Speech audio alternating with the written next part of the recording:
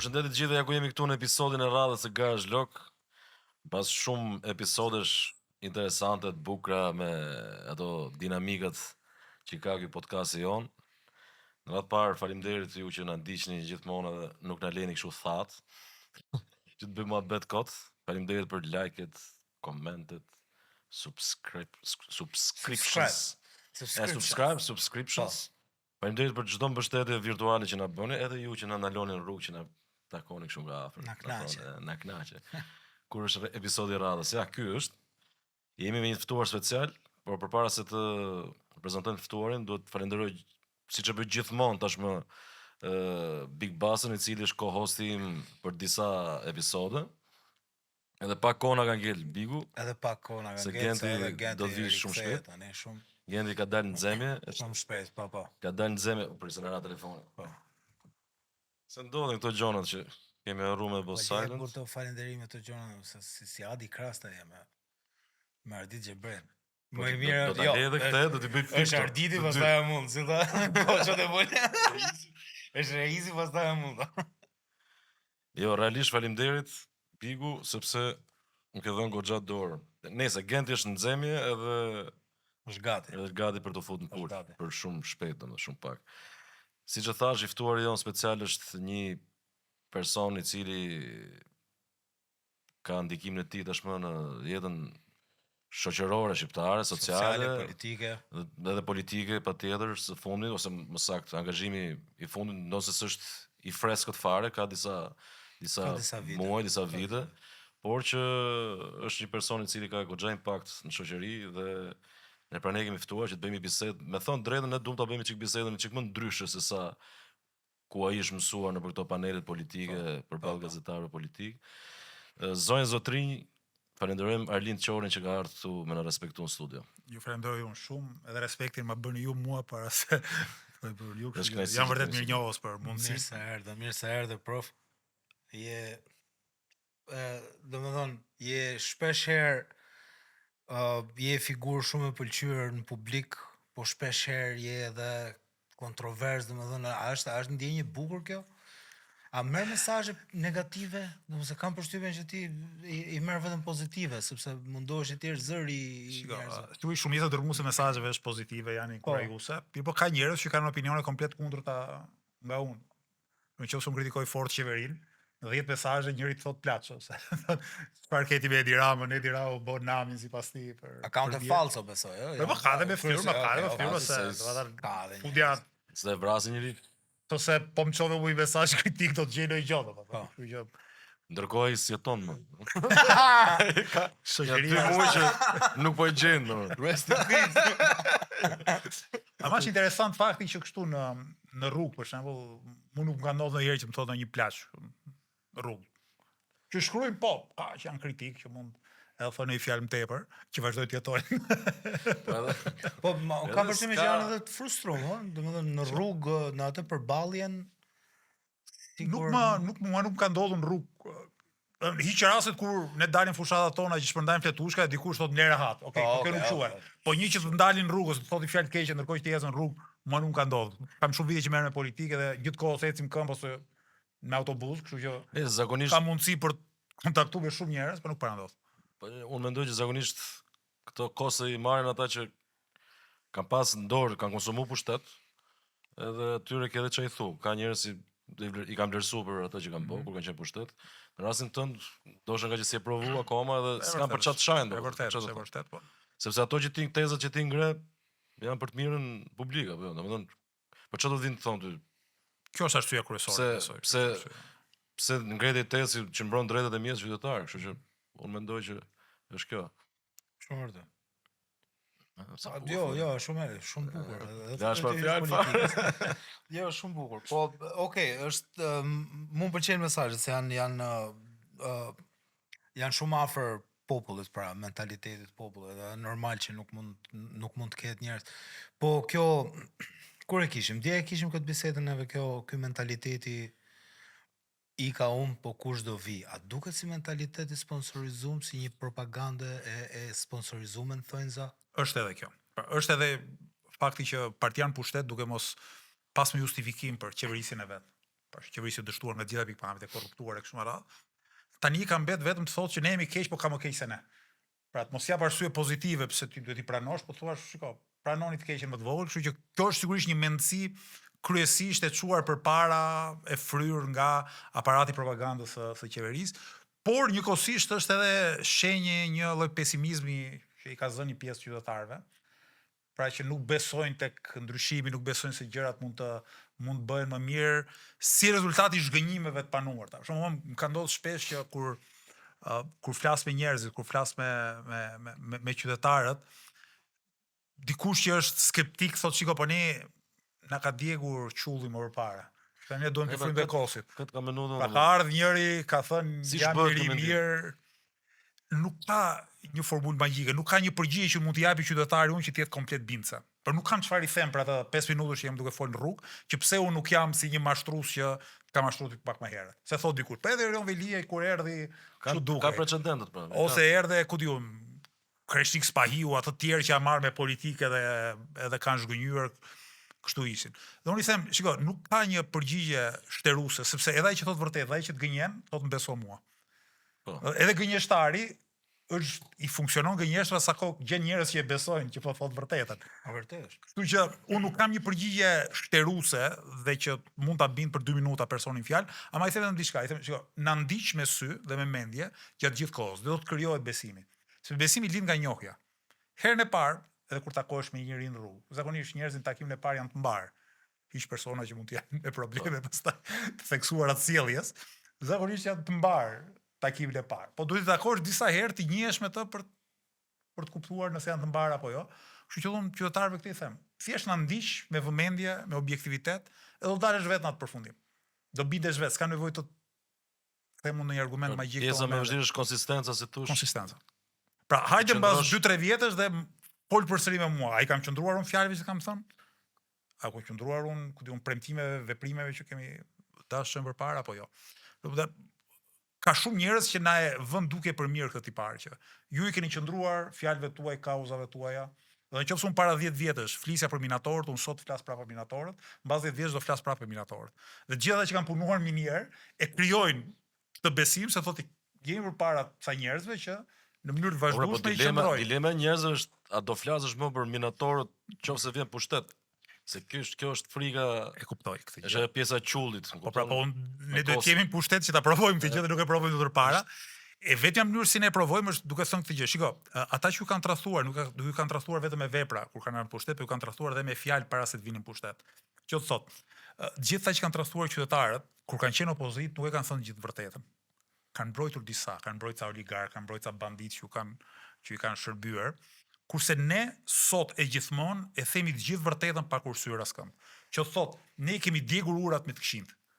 Nuk kemi njerëz të hurit e titarit apo oligark apo ku diun çfarë që na mbështesin, sepse ne sot e dje, e pardje, e nesër do vazhdojmë i denoncojmë dhe i kundërvijemi atyre.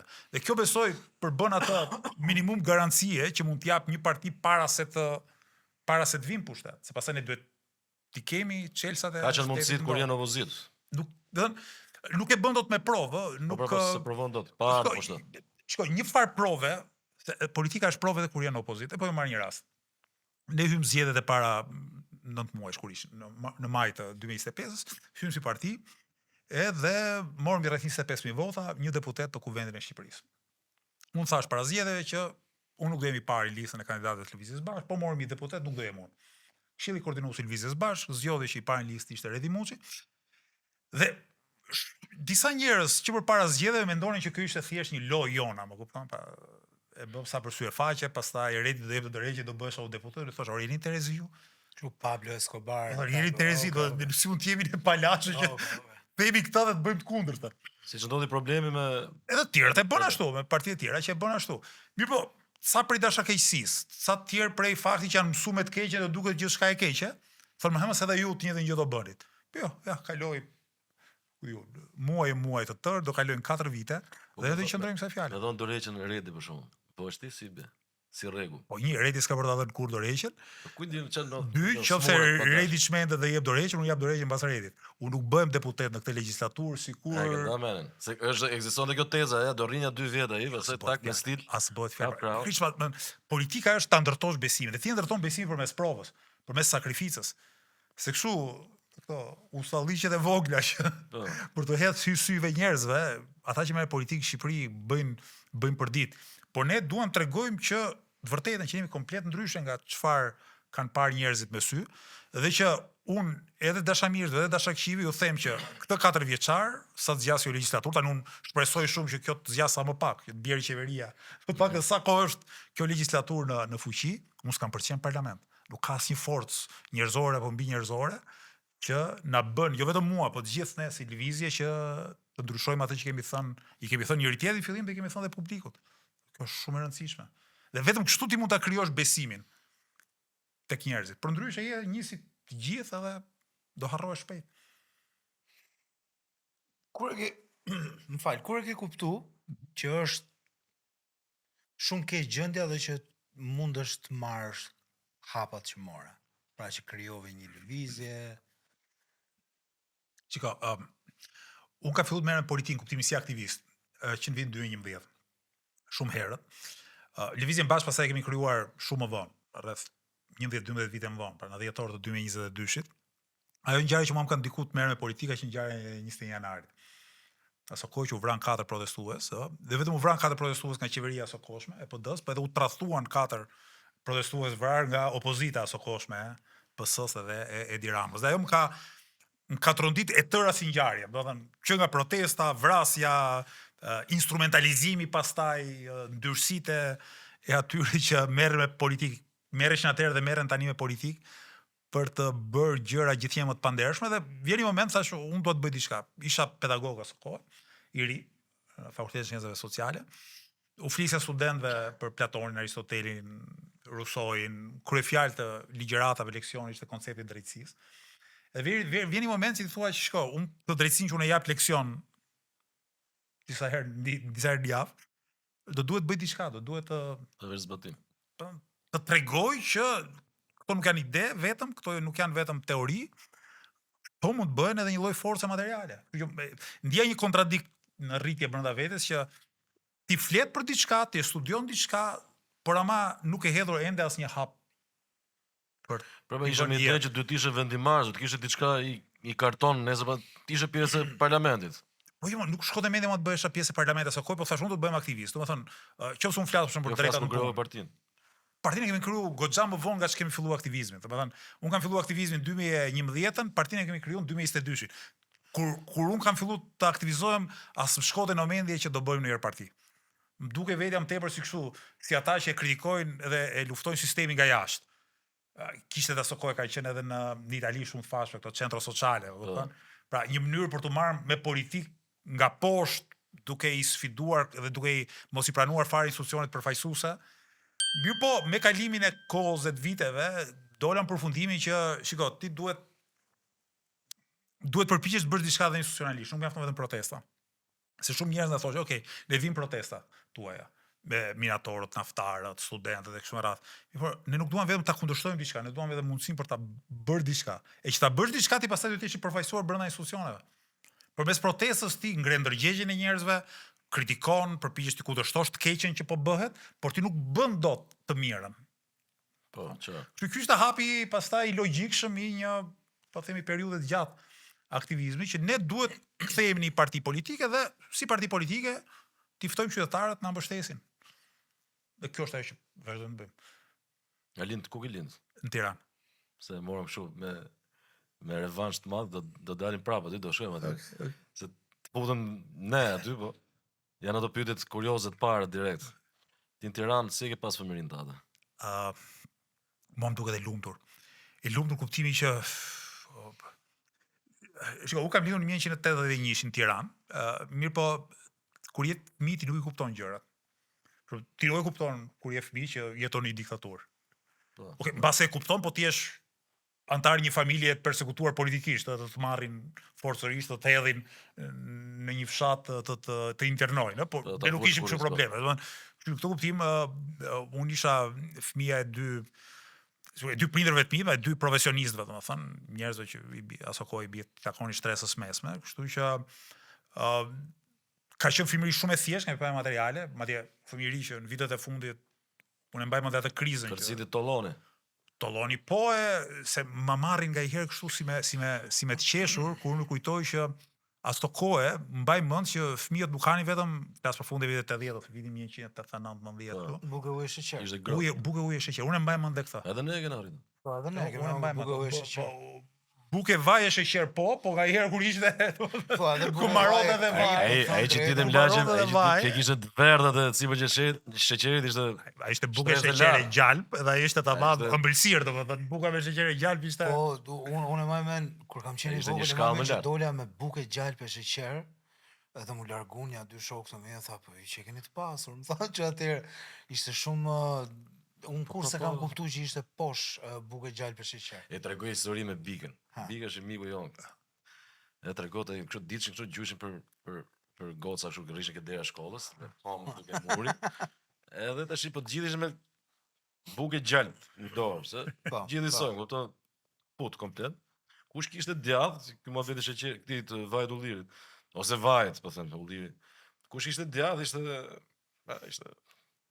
me makinë, po. Çka më lart, po. Edhe u shifte edhe nga femra, shik, paska djath. Edhe këtë të shkretë tash ka lung këto goca to s'kishin djath dhe ky moment bëu kështu, çmrat djath. Si Chelsea dhe Ferrari. Mos kujto se jam futur kodën, kupton? O zot. Kisha edhe djath. Po kjo ka qenë Tirana pak në fund vitit 80 edhe fillimi vitit 90, që kanë qenë domosdoshmë momenti i krizës më të rëndë ekonomike. Pastaj filluan probleme tjera, për shembull, një gjë që nuk e kishim në fillim nuk ishte pasiguri, kishte lloj sigurie. Pastaj filluan edhe problemet pasigurisë. Unë mbaj mend fillimin e vitit 90, gjë më normale ishte çdo ditë shive një sherr. Kube grushta, kube thika, kube. Do të ishte para 90 ka pas. Pak unë nuk i mbaj mend, domethënë ose kam qenë shumë i vogël, po shiko, atëherë shteti ka qenë shumë i fortë. Ka qenë edhe jegër, ka qenë edhe kërcënues. Por mbaj mend tek shkolla ime. Edhe ato vitet e fundit, se sigurisht vitet e fundit të Lçunit çka ata. Ose në këtë aspekt ka qenë. Po diçka që mua më kujtohet nga fundi vitit 80 te shkolla Labinoti quhet dikur sot Osman Yderizi. Ku ka qenë Labinoti? Te mbrapa ambasadës amerikane të sotme, dikur ka qenë ambasadë italiane, Rruga Budi, çikothel. Okej, po. Ajo ka qenë shkolla ime. Dhe një kujtimet që kam unë me shtetin aso kohë, ka qenë polici që ndiqte me vrap një burr që shiste farur e diellit. Pra, sa kishte filluar të liroj pak, edhe njerëzit shkret për nxjerrën e lep shistin fara që ishte ndaluar, e policia e ndjek me vrap dhe mu më shfiksuar kujtes që ky ziu vrap me thesëm kurriz dhe polici vrap masa vit. Polici nga mbrapa. Pra, ishte ende shteti shumë i egër për të pasur sherrre. Pastaj në vitet 90 për shembull, nga 92, 93, dhe unë mbaj mend deri në fund gjimnazit tim, vitet 90, për shembull ka qenë vite ku ishte anormale mos shifi sherr në rrugë. Sherr, po, dhe vrasje sa. Po them sherr sepse ishte atentate. Kam pa se unë shtëpinë te pallati me kolona. Tani balkoni im gjithmonë ka pa nga rruga Luish Gorakuqe. Pra kur ka rap busi Enver Hoxhës, unë kam pa live nga balkoni, kam qenë më i vogël se sa djalë. Se nxorë telefoni me xhiro. Po pse jo? Edhe komshit, edhe unë imitoja se si ra busti. Se mu erdhi mami, unë isha në Kopër, shtë erdhi mami, shikoja tym. Kopshin e kam pasur pazar i ri, që është sot restoran. Edhe shikoja tym, aty edhe erdhi mami, hajde shpejt se mami do dilte në demonstratë. Me zi po e prisa atë ditë. Shkoj lart te shtëpia, i tha sa kom shive që aman vetëm shive këto se do dilnin këto. Edhe imitoja, vinin gjithë komshit lart tani se unë imitoja Enver Hoxhën, nxjerra sirtarin, edhe imitoja busin, se si ra busti bite kështu. E ndërkohë kur kam pasi u liru, pastaj e majmen, aty kam pa për herë të parë grabitje, majmen ca të ri morën grabitën makinën një polici, më duket, domethënë live. Aty ka qenë vendet e popuj aty, rruga Luish Gorakuqe, fotostudio shumë gazinxhirë për 45 vjet. Kafe Europa, ajo ka qenë të merr, aty ka qenë të merr. Ka pasur shumë varfri pas. Se varfria pastaj bënte edhe njerëzit. Ka qenë varfri, ka qenë edhe popullsia shumë më e re se sot. Në vitin 90 nuk e mbaj mend tani se diku i kam lexuar si shifra, mosha mesatare e popullsisë Shqipërisë goxha më e re se ç'është sot. Pra po kombinove varfëri, rini dhe frustrim, do i kesh të probleme. Unë më mend edhe ato kamionat, Renis, i më mend te stacioni trenit që u nisnin kamionat që do shkonin për Durrës, full me rini. Jo, s'ma mend gjose. Si më mend? Okej. Çfarë kili? Unë 86-ta. Okej. Unë më mend, unë kam një kujtesë shumë 4 vjeç, si ku ka qenë? Jo, s'ka qenë 4 vjeç, ka 50, 91 diçka aty. Edhe më mend se për shembull shtëpia gjyshes time te afër stacionit trenit, pra te rruga Barrikadave, lidha Prizrenit. Edhe dilnin për me shku te Gjaja Mamit, ku dëgjojmë. Edhe i maj men kamionat që u nisnin që do shkonin për Durrës, ato se do merrnin to tragete, to anijet që do shkonin për Itali. Skena horror kam pa. Skena horror. Në 90-ën, në korrik 90-ës, se nga që kam pas shpinë mbrapa ambasadës Asokoqë italiane, se s'kishim ambasadë amerikane, tani është amerikane, dhe unë mbaj mend dhe kamionin plot me njerëz që ka çar, e kam parë domethënë që ka çar murin e ambasadës italiane. Edhe janë hedh njerëzit. Është bërë famshë ajo e ambasadës gjermane, në fakt, po ka ndodhur edhe tek ambasada italiane. Ka ndodhur në Gjermane se që kjo që është bërë famshë ka qenë në Gjermane, apo? Po unë nga që kam pas shpinë tek ambasada italiane, edhe mbaj mend edhe një mizëri njerëzish që prisnin vërdall aty nëpër lagje, momenti që futesh në ambasadë. Ko interesante. Skenat kanë qenë shumë të frikshme. Unë akoma i kam mendjen time është. Ama nuk, do të thënë, nuk është se perceptoj shumë si duke normale ose duke po mendoj gjërat që ne kemi kaluar fëmijërisë, sikur ti kalojnë fëmijët e mi, unë do shqetësohesh jashtëzakonisht shumë.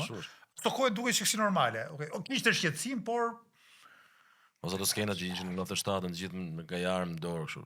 Çdo komshi nga jarm. Se para 97-s auto. Dy komshi këta raca ta për vitri. Te vefa, te nonkaçet. Ka qenë të gjashtë në shkolla, ka qenë të merr. Po. Vetëm unë nuk e kam dëgjuar atë. Kam qenë në shkollë, unë kam dëgjuar me Andrit Xhoma, unë kam pjesë Elvira. Okej. Domethënë edhe unë aty normalisht, po kur. Unë as tërmetet nuk e dëgjoj, nuk e di pse, ndoshta pesha, ama nga që smesh me politikë. Ka dhe ku. Tamam nga që smesh me politikë.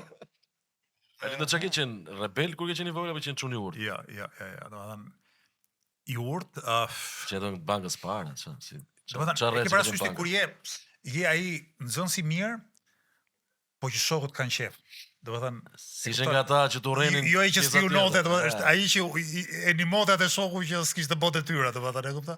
Nuk e qenë kandidat për senator klasës, se këto senatorët zakonisht ishin kështu. Kam qenë ashtu, kam qenë introvert goxha, domethënë. Ata që më njohin për shumë kohësh, që nga fëmijëria ose nga adoleshenca ime habiten shumë që u merren me politikë. Do thonë ti je karakter shumë introvert. Politikë do të jesh njëri që flet me kohë me dur. Po me nota? Me nota, shiko, kam qenë mirë, por unë nuk kam qenë asnjëherë nxënësi më i mirë i klasës.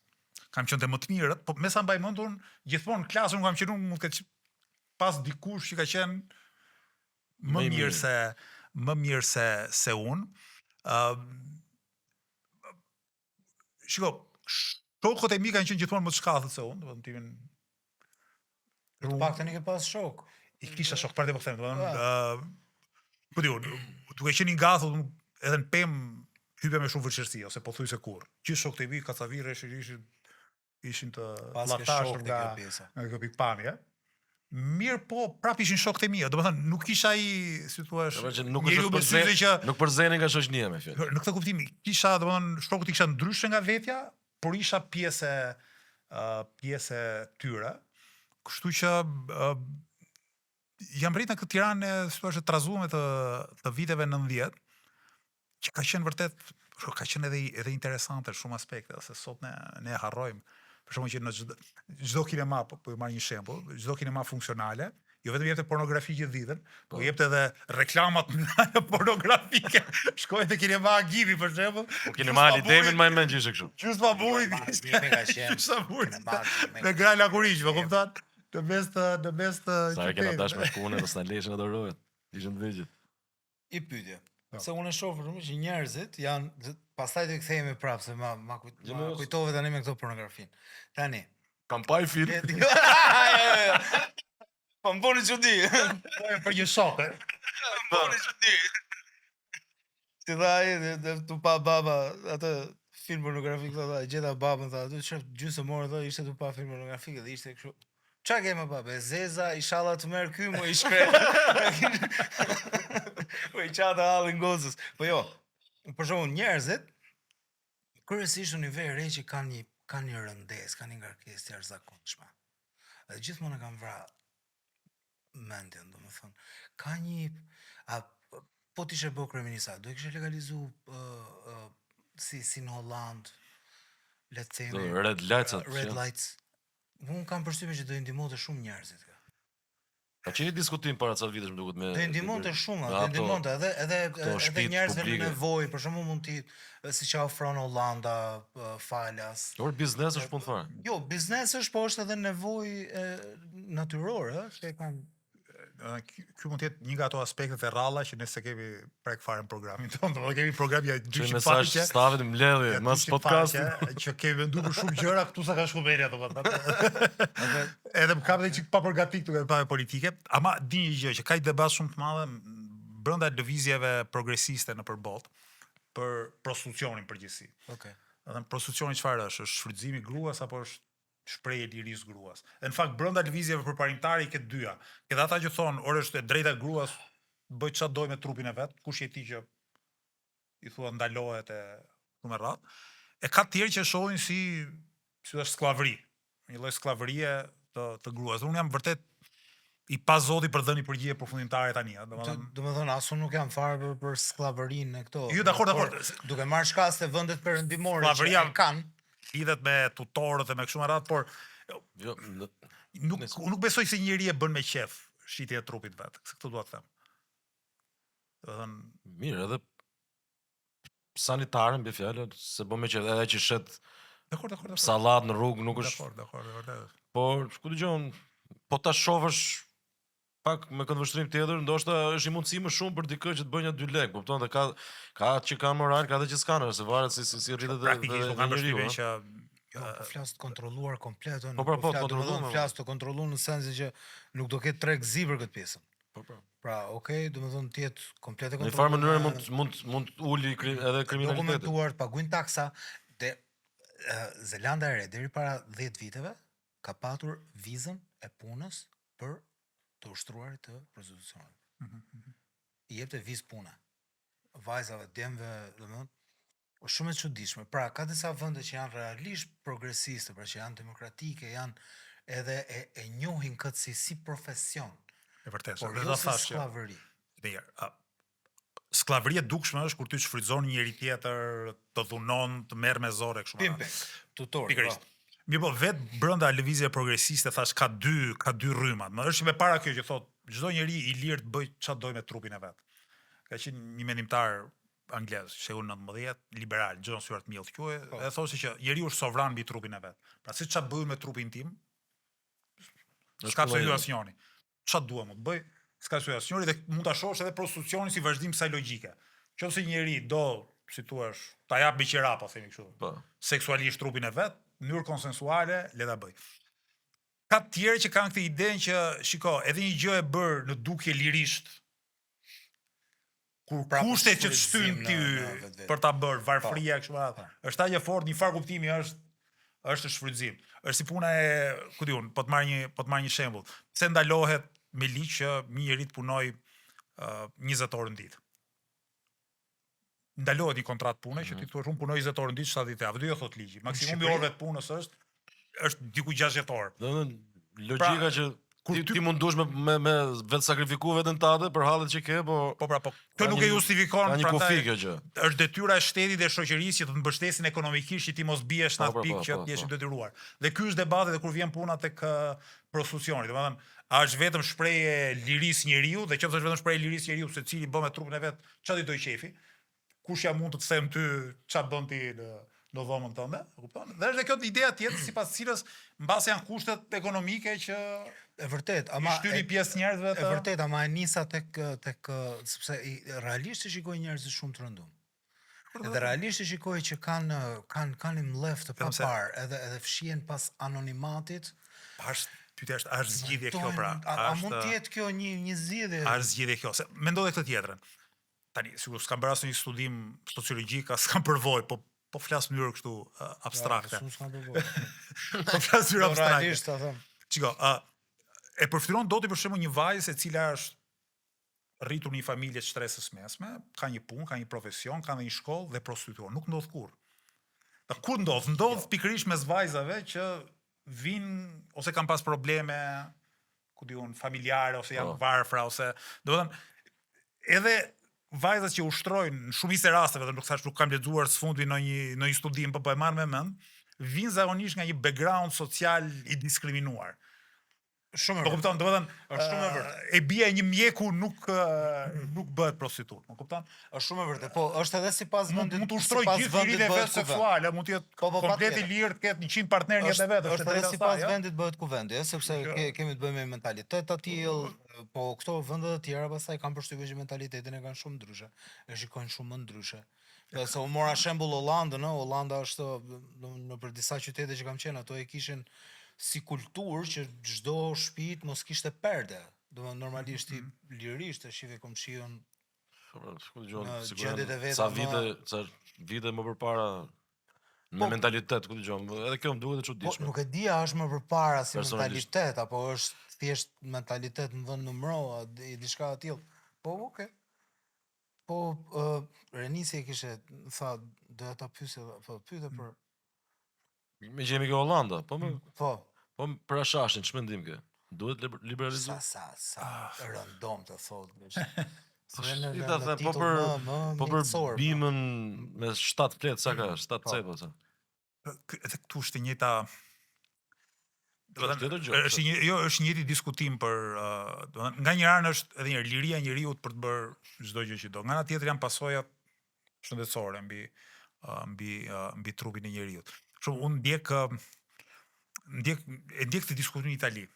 Edhe ndjek me dy personazhe që dy i vlerësoj, që merren me studimin e krimit të organizuar në Itali, por kanë dy qëndrime komplet kundërta. I pari është Roberto Saviano, shkrimtari, që ka qëndrimin për legalizimin e hashashit. I dytë është një prokuror i antimafias italiane, Nicola Gratteri, i cili është kundra. Saviano ka këtë iden.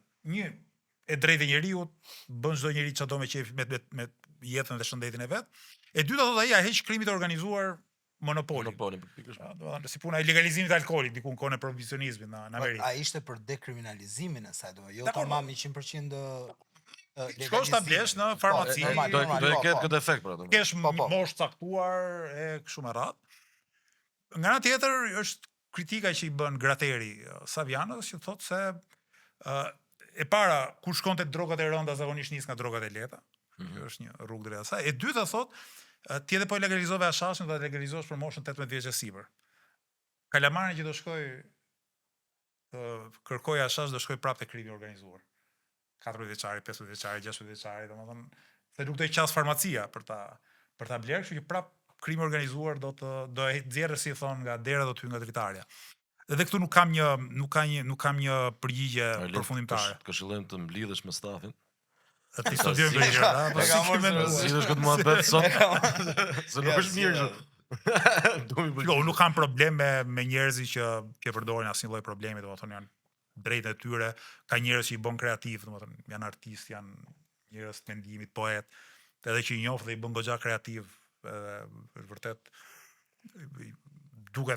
duket efektet pozitive. Nga ana tjetër ka dhe histori plot që njerëzit që pastaj ju bëhet të krijojnë një lloj varësie aq fortë sa që degradojnë, Degradojnë, kështu që ne bim të tre dakord që është e rrezikshme të lush edhe sepse lumë shëndetin, por thjesht ne shohim, domethënë pyetja ishte më shumë për këtë nga aspekti drejtave të njerëzit që diskutohet i me bëu çfarë doj me vetë. Është liria, pra. Është patjetër, pra, është edhe liria, po duhet marr parasysh edhe diçka tjetër, sepse ne jetojmë këtë shoqëri. Pra, kemi dëgjuar raste, kemi pas një frase më përpara, në cilët për një, le të themi, për i cigare, shkojnë, futen brenda në burg. Ai është maskarallok pastaj. Dhe ne paguajmë nga taksa tona qëndrimin aty në burgu. Nuk e di sa kushton për një të burgosur. Sa është kosto mujore? Është diku te 2500 deri në 3500 euro apo jo?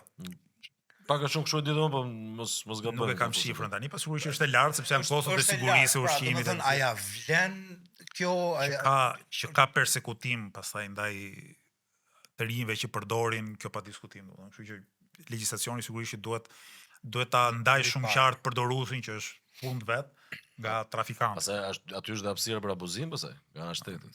Aty bëhet ping-pongu, polici, prokurori, gjykatësi pam fusin dorë. Normale, të kapë një gjë direkt e burg. Domethënë nuk përdoruesi nuk mund të futet në burg, është budallëk domethënë. Po bëhet burgu si nuk e di, si shtëpi e dytë për shumë veta qoftë edhe për palidhje, apo kupton. Domethënë thjesht unë shikoj si në pikpamjen në optikën e taksa paguesit, pra që jam që jetojnë këtë shtet paguaj taksa. Por unë thash, te lagja ime kur ecin çik në mbrëmje domethënë, shofer pas herë grupe çunash që janë duke pirë cigare. Që të shkoj policia tani ti kapi, unë duhet e ti fusi mrena me idenë që mbasi jeni trafikantë, atë duhet që trafikantë ata adoleshentë të lagjës që janë duke bëma bet me njëri tjetrin, po kupton. Që ndodhi shkoj persekutivi deri tek ata se papranueshme. Pastaj kush merret me trafik është tjetër gjë, është e palishme fundi ja. Do të mbash kusuret që të takojnë. Ali shkon në mes me Ismaili? Te Ismaili po.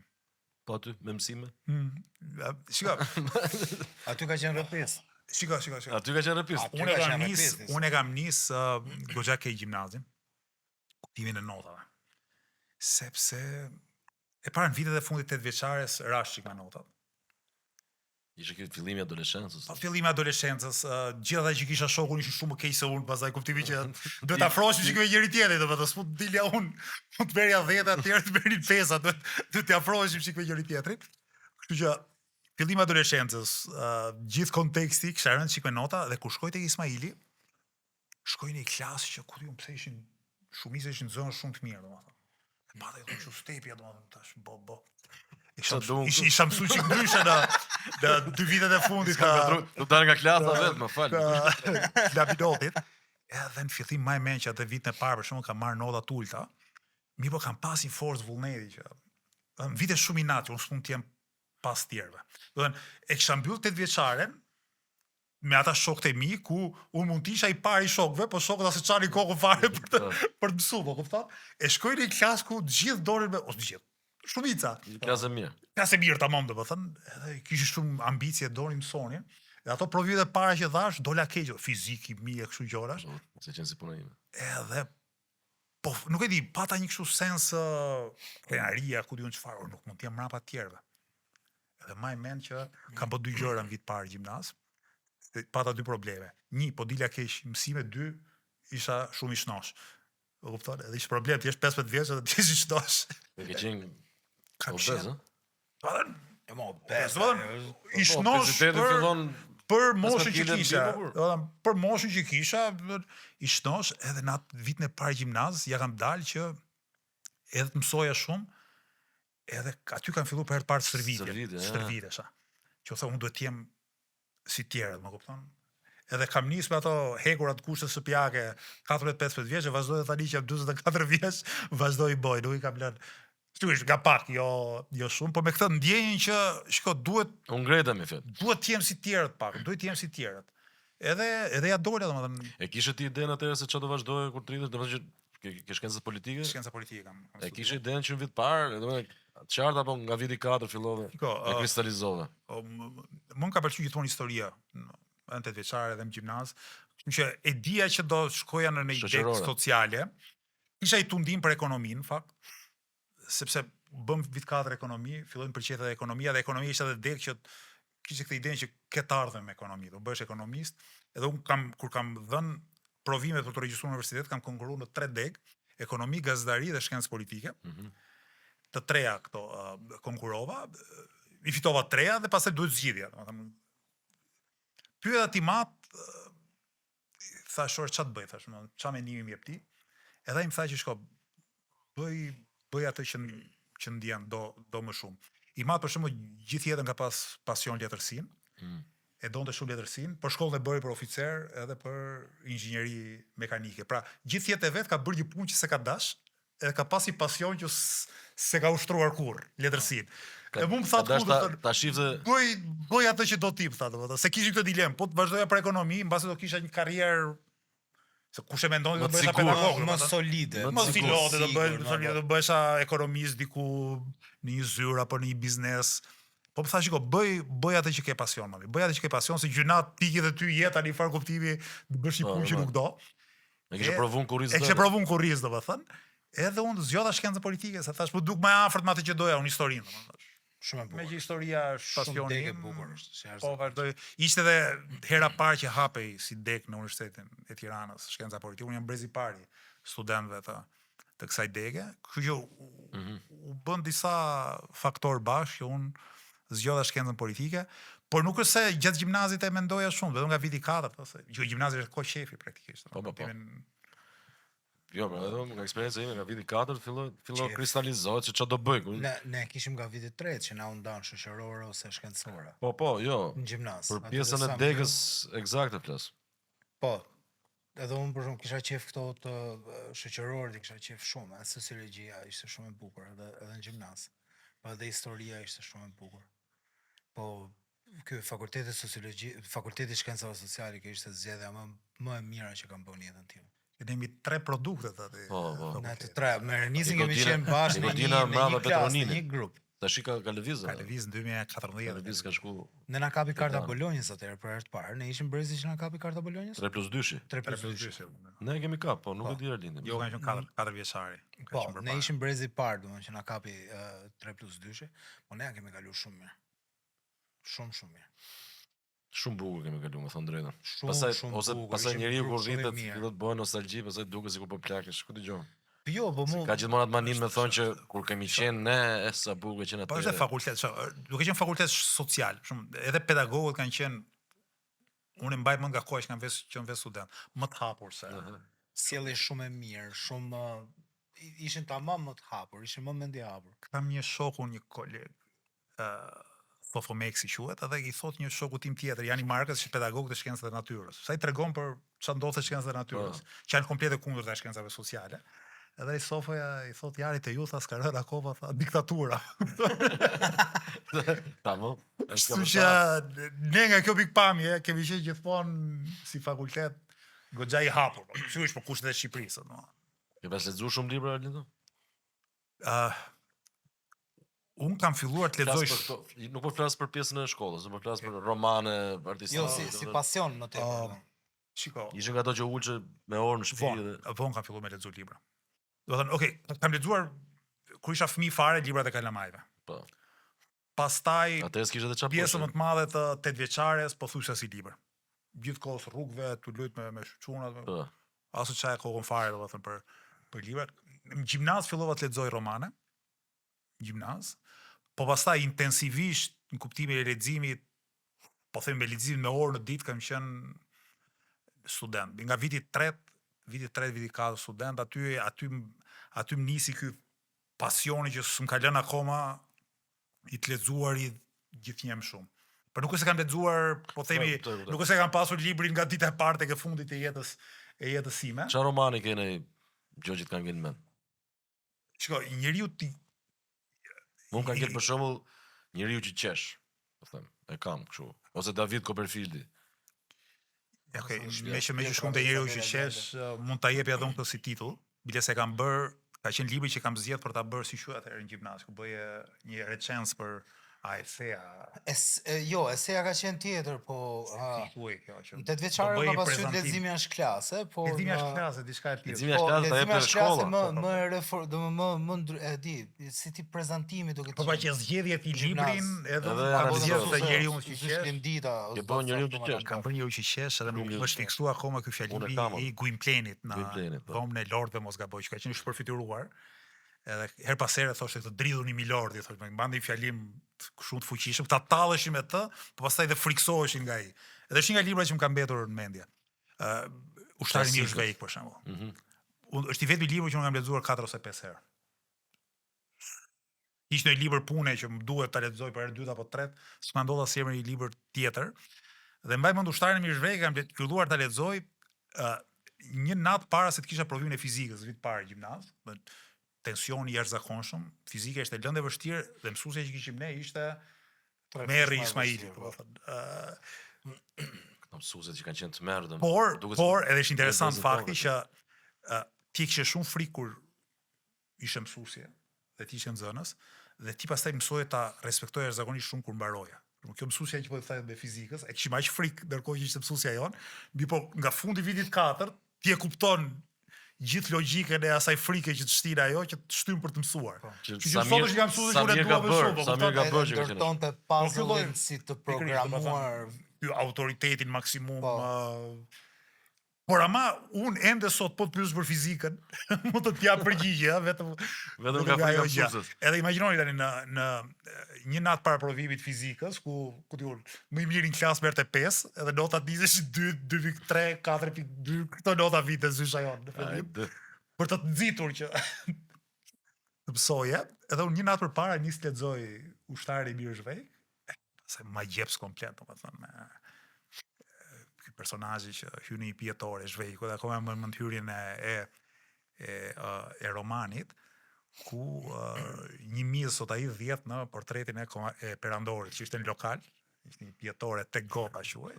Edhe ky person i shkret pronari lokalt përfundon në burg, pse si thua misa kishte bërë këtë punë në portretin e perandorit.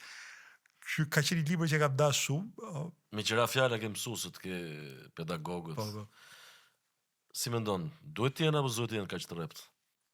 Se duke qenë se kanë dhënë rezultat faktikisht, ata mësuesi kemi pasur me ato rrepsinë vet. Që duhet të kenë autoritet. Ky liberalizimi, si janë studentët sot në raport me pedagogët? Ndryshojnë, domethënë ka një ndryshim të madh që kur unë kam qenë student, kur edhe ju keni qenë student, Fakulteti i Shkencave Sociale ka qenë jashtëzakonisht i kërkuar. Ka qenë shumë, vinë edhe kishte vërtet konkurrencë, domethënë kur jam bërë student i shkencës politike, kam konkuruar me 300-400 vet, edhe fitonin 30 vet, domethënë duhet të fitoje konkurs ku 10% futeshin mrena, domethënë sot në shumicën ndërmuese të fakulteteve, kish ndoshta mjekësie këto të tjera, kam më shumë vende se sa kandidat për të bërë student. Që praktikisht studentët janë shumë të larmishëm, këtë dua të them. Unë vetë nuk jam pedagogë rrept. Nuk jam, sepse kam këtë idenë që studenti duhet vijë të lirë. Është dega, është fakulteti? Jo, po kështu do ishte edhe dega, po them natyrore, po nuk e di më, po shkencët eksakte. Kam besuar gjithmonë që, shiko, njeriu duhet vi lirisht tek dia. Nuk duhet ta sforcosh ti, nuk duhet ta, si thua, ta shtysh në mënyrë të tepruar. Mirë, por nuk jam i sigurt nëse kjo është metoda e duhur apo jo. Domethënë, midis vetes time dhe mësuesit time të fizikës që mora krautin, ndoshta versioni i mësuesit time të fizikës është më produktiv.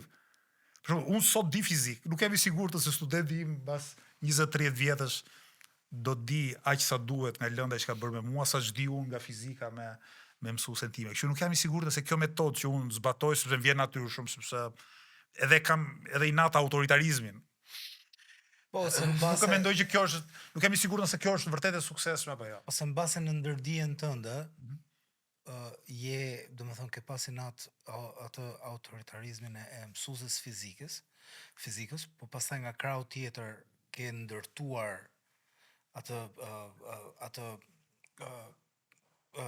unin tënd si mësues, si profesor, duke i mbledhur të gjitha këto shembuj që ke pas në jetën tënde, pra në shkollë, pra ke marr pak nga mësuesja fizikës, ke marr pak nga mësuesi i historisë ose nga mësuesja e historisë diçka të tillë, edhe e ke personalizuar, edhe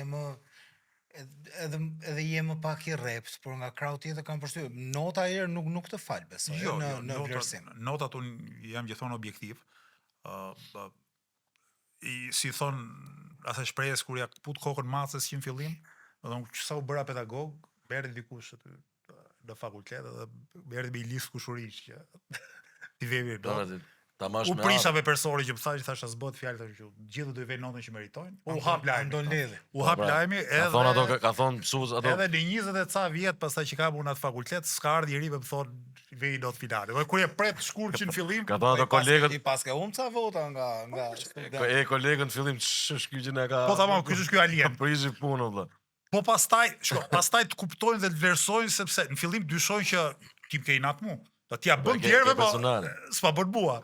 Derisa ta marrin vesh që s'e bën për askon. Thjesht e ke parim. Jo, në këtë pikpamje jam maksimalisht korrekt, por si thua, nuk dua ti sforcoj student ose një farë kuptimi tu ushtroj atë presioni që zakonisht mësuesët apo pedagogët e ushtrojnë. Nuk jam ende i sigurt nëse kjo është mënyra dur apo jo. Po të bëj një kapërcim. Unë të njëjtën qasje kam dhe me fëmijët në shtëpi. Për shembull, unë i përkas një brezi ku fëmijët i kanë pas frikë prindrit. Unë i kam pas frikë prindrit. Edhe i kam dashur prindrit, edhe i kam pas frikë prindrit. Nuk mund të them për fëmijët e vi që më kanë frikë mua. Po ndërtoj tjetër marrëdhënie. Por ende jam skeptik, ore them, mos është metoda e prindërve të mi, mos është efektive, mos është efektive. Pra, ti je gjithmonë aty. Ky është problemi që ti je gjithmonë pasqyra atyre, por ta kapërcejmë dhe një vend tjetër. Mësuesi, prindi, ndërkohë si thosh në atë komunitet është lideri, po themi. Po në aspektin politik, po se duhet të jetë lideri i rrept apo duhet të jetë këtë anti-autoritarizmin funksionon e shfaq nga do. Ne deri tani na kanë funksionuar që e bëjmë të kundërtën e autoritarizmit, domethënë kemi një marrëdhënie goxha. Kur them autoritas, po them me kap me shpulla, po them me vën veton këtu do bëhet se unë jam lider në fund fare valla. Nuk se kam thënë asnjëherë. Jam lider. Këtë se kam thënë asnjëherë. Brenda nesh, nuk kam thënë asnjëherë, edhe një nuk e besoj vetë, e dyta ne kemi krijuar një përvojë shumë veçare me aktivistë lëvizjes bashkë prej shumë vitesh, që kemi ngritë të frymën e barazisë dhe të solidaritetit. Mirë po, nga ana tjetër, një njeri mund të ketë një lloj autoriteti moral, te kjo besoj. Te autoriteti moral do të thotë që unë ta dëgjoj fjalën ty se të respektoj, jo se të kam frikë. Po. Po kupton? Pra, mund ka plot raste ku propozimi që un kam diskutohet edhe bëhet. Por nuk bëhet sepse ata që janë rreth e qark meje kanë frikë se do marrin një sanksion, s'ka çfarë sanksioni të marrin.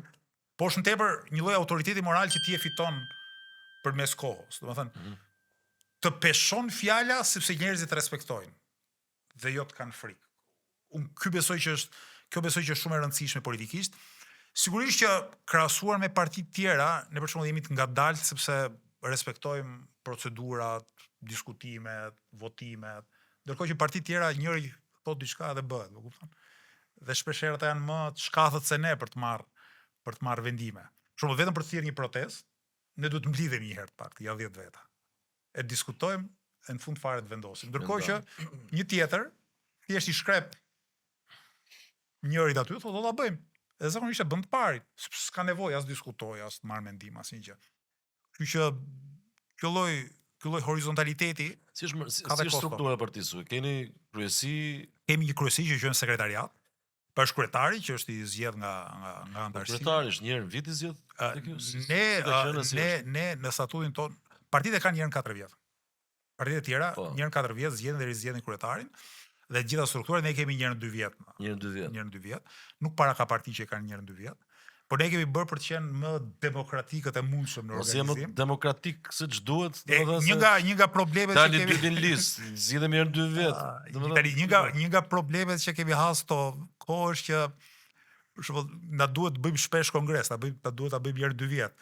Por kjo do të thotë punë, do të thotë edhe harxime, se do marrësh një vend me qera që do të shkojë 1 milion lekë, kupton? E duhet kryetari herë 20 vjet. Që të shmangësh këto gjëra. Tu që edhe na pengon këtë gjë, por deri tani kështu e kemi. Do ta diskutojmë kongresin e ardhshëm nëse do ndryshojmë një gjë apo jo në këtë aspekt.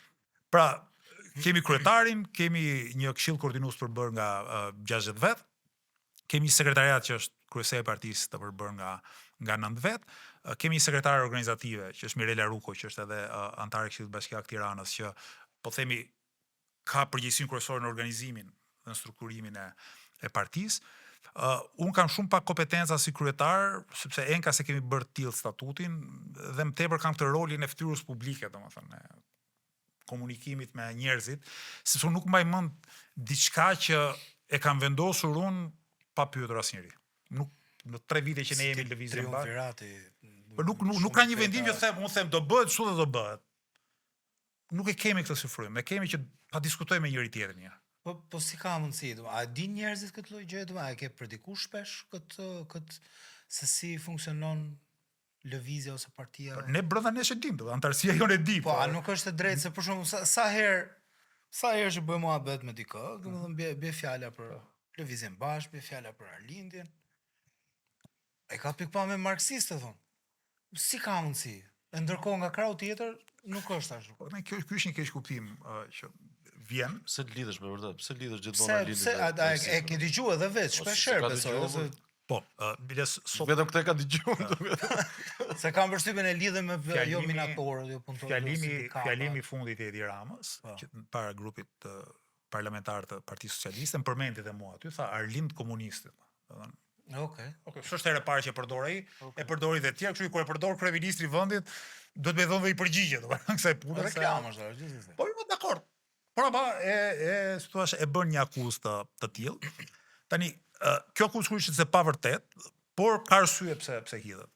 E para është sepse kundërshtarët tan duhet na sulmojnë diçka. Dhe nuk kanë ku na sulmojnë tjetër. Domethënë, nuk na sulmojnë dot as në karakterin ton, moralin ton, qëndrimet tona, në parimet tona. Nuk kanë ku të na kapin. Nuk thotë njëri hajdut. Nuk më thotë njëri korruptuar, nuk më thotë njëri maskara. Po të thonë komunist. Diçka duhet ta thonë, apo jo. Kjo që akuza ideologjike, po themi zakonemi të majt, zakonemi marrë me punëtorët e kështu me radhë, ka gjas të ngjisë në çik më shumë se sa akuza personale.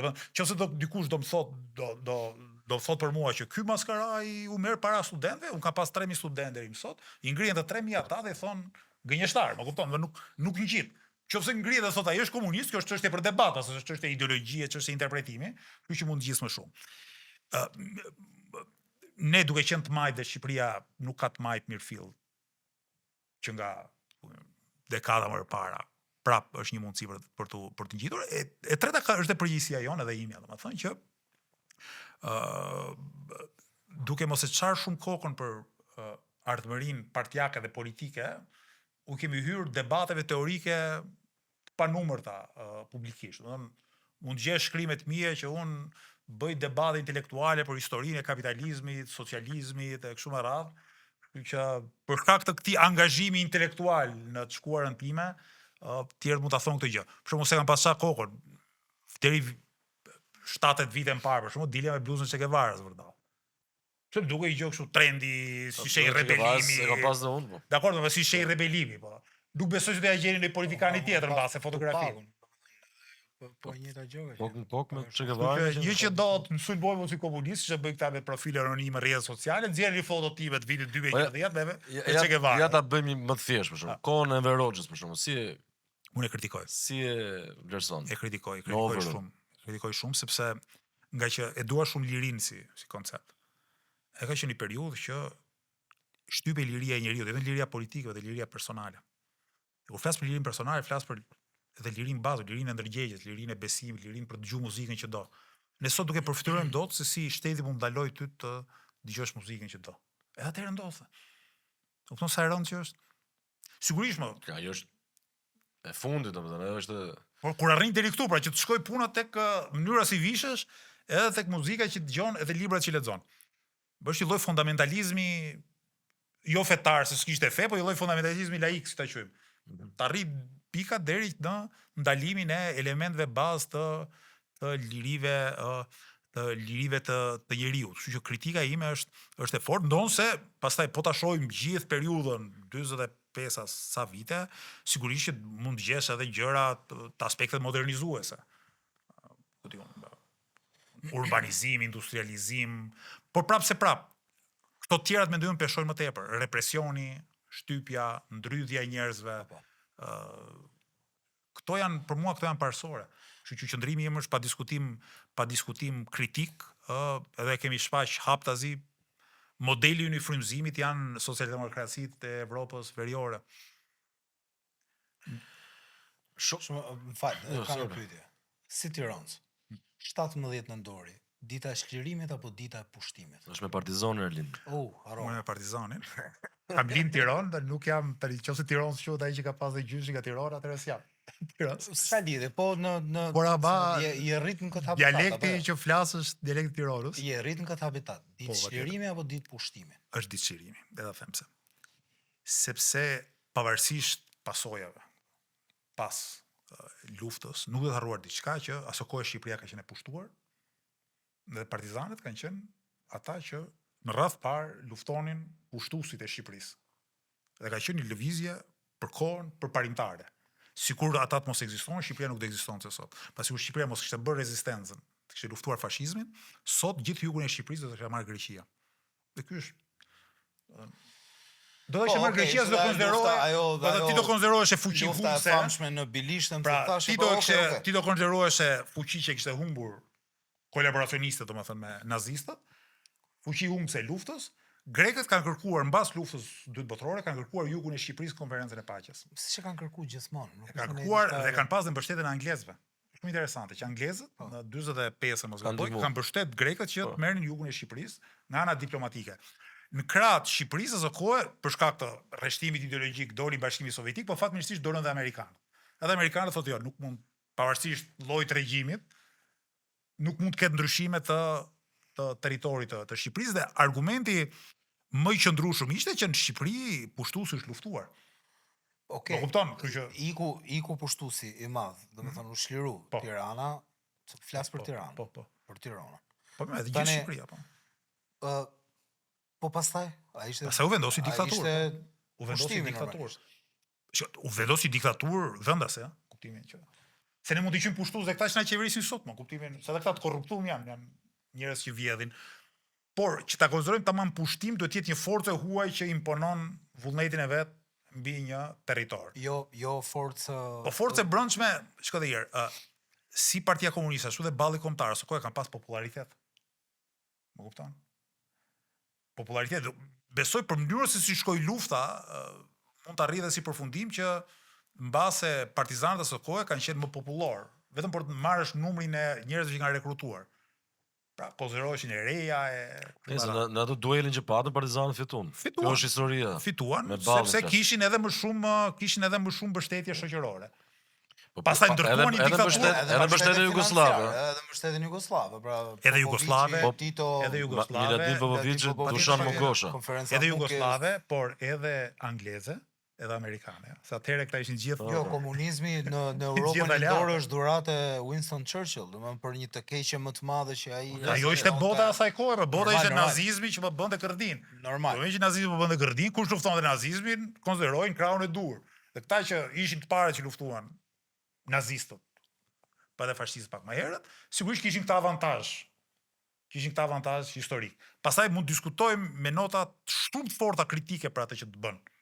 Pa pikën e diskutimit për persekutimin politik, për zhdukjen e pluralizmit politik, për gjitha të tjerat. Vjedhjen e pasurive, lënien pa tokë. More ka shumë gjëra që mund të kritikojmë me shumë të drejtë. Çështja është si puna e 1990-ën. Studentët ishin forcë përparimtare apo jo? Patjetër ishin forcë përparimtare. Patjetër. Pavarësisht se çfarë u ndërtua pastaj mbi ta. Studentët dhe punëtorët e shqiptar të 90-91-shit, që ishin shtylla kurrizore dhe ndryshimit të madh, ishin një forcë përparimtare. E njëjta gjë mund të thuhet edhe për partizanët gjatë luftës së dytë botërore. Ashtu si kundër nëse themi sot, pastaj ata që e morën pushtetin, janë të poshtër e instrumentalizuan sakrificat, mund të thuash edhe për atë kohë. Se ti në vitet 90, me vërtet kam qenë i vogël. Mu merrte mami babe me veten nëpër mitingje. Sepse kishte unë ndjente që kishte një shpresë të jashtëzakonshme atëherë, edhe unë që isha shumë i vogël, e ndjeja. Okej, mitingu i parë që unë kam marrë pjesë ka qenë James Bakerit i famshme. Në thënjishin. U shtyp një njerëzit, normalisht mu jo, se këto tmit më runen, okej. Po unë ndjente, ishte një lloj shpirti, ishte një lloj energjie në ajër, që ishte, pse nuk është më? Sepse se të shtypi ishin edhe atëherë. Po, mirë po, atër ishte fillimi i pluralizmit politik. Njerëzit kishin shpresë te partitë, se partitë e para ishin të reja. Partitë opozitare, PD-ja, sa ishte krijuar, kishte pak muaj. Kishte parti tjera opozitare. Demokracia në kuptimin e pluralizmit ishte si një lojë e re, e bukur, interesante, kurioze. Por jo e panjohur, sepse kishte njerëzit sado ishin të ndaluar të dëgjonin, të shikonin. Po se kishin provuar. Se kishin provuar. Parë në herën televizor. E kishin si të imagjinuar. E dyta, ishte ideja që po ndodhte ndryshim i madh.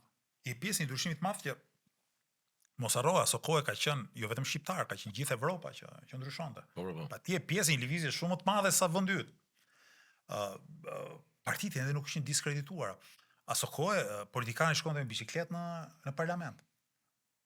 Më kupton? Sot vetëm Redi Mushi shkon në biçikletë parlament, deputeti Lëvizjes Bashi, të gjithë tjerët i ke makina që të shtypin me luksin e tyre, jo thjesht me gobën, po me luksin shtypin. Tjetra, nuk ishin zhgënjur ende qytetarët. Çfarë do i kërkoje partive të reja opozitare në 91-shin? S'kishin pas asgjë në dorë, ishin kryesisht intelektual, student, njerëz të thjeshtë që përpiqen sillin diçka ndryshe. Nuk kanë pas atë, ka pas diçka për të kap me kërkoj djathin, ai puna e djathit, do të kishin çmra djath. që të kapnin femra. Për vërtet. Tani ne me vërtet jemi të fushës muzikës. Me nisi nuk është që e kam bë këtë muhabet shpesh, por kohët e fundit ka bë përshtypje një diçka. Domethënë jetova në Zeland, u ktheva pash një boom të jashtëzakonshëm aktivitetesh muzikore shumë mirë për ne. Sport pafund, premtime elektorale në zona të mërësisht të varfra që do ju premtojmë që do ndërtojmë stadiumin e ri. A nuk është një teatr romak në fund ditës, pra nuk kemi nevojë neve për, unë mendoj që ne kemi nevojë për institucione shkencore, kemi nevojë për shkolla, kemi nevojë për, sepse shqiptarët me vërtet lulëzojnë jashtë botës, por lulëzojnë me ato kushtet që ofrohet atje, lulëzojnë edhe janë në top 10-shen, kam përshtypjen, në të nxënësve më të mirë, në fakultete.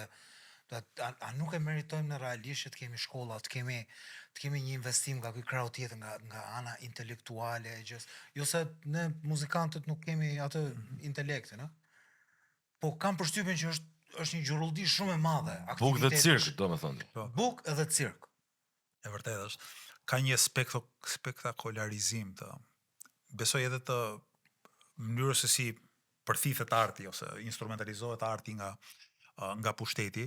Bie fjala, tani fatmirësisht është në Burg, Erion Velie, po para se të ishte në Burg, bënte çmos që sillte në një artist shumë të famshëm botror, bote i koncert, të dilte aty në foto me të jepte çelësin e qytetit. E ti thua në fund fare, edhe nga këpama artistike, a është vërtet kjo gjë më e vlefshme?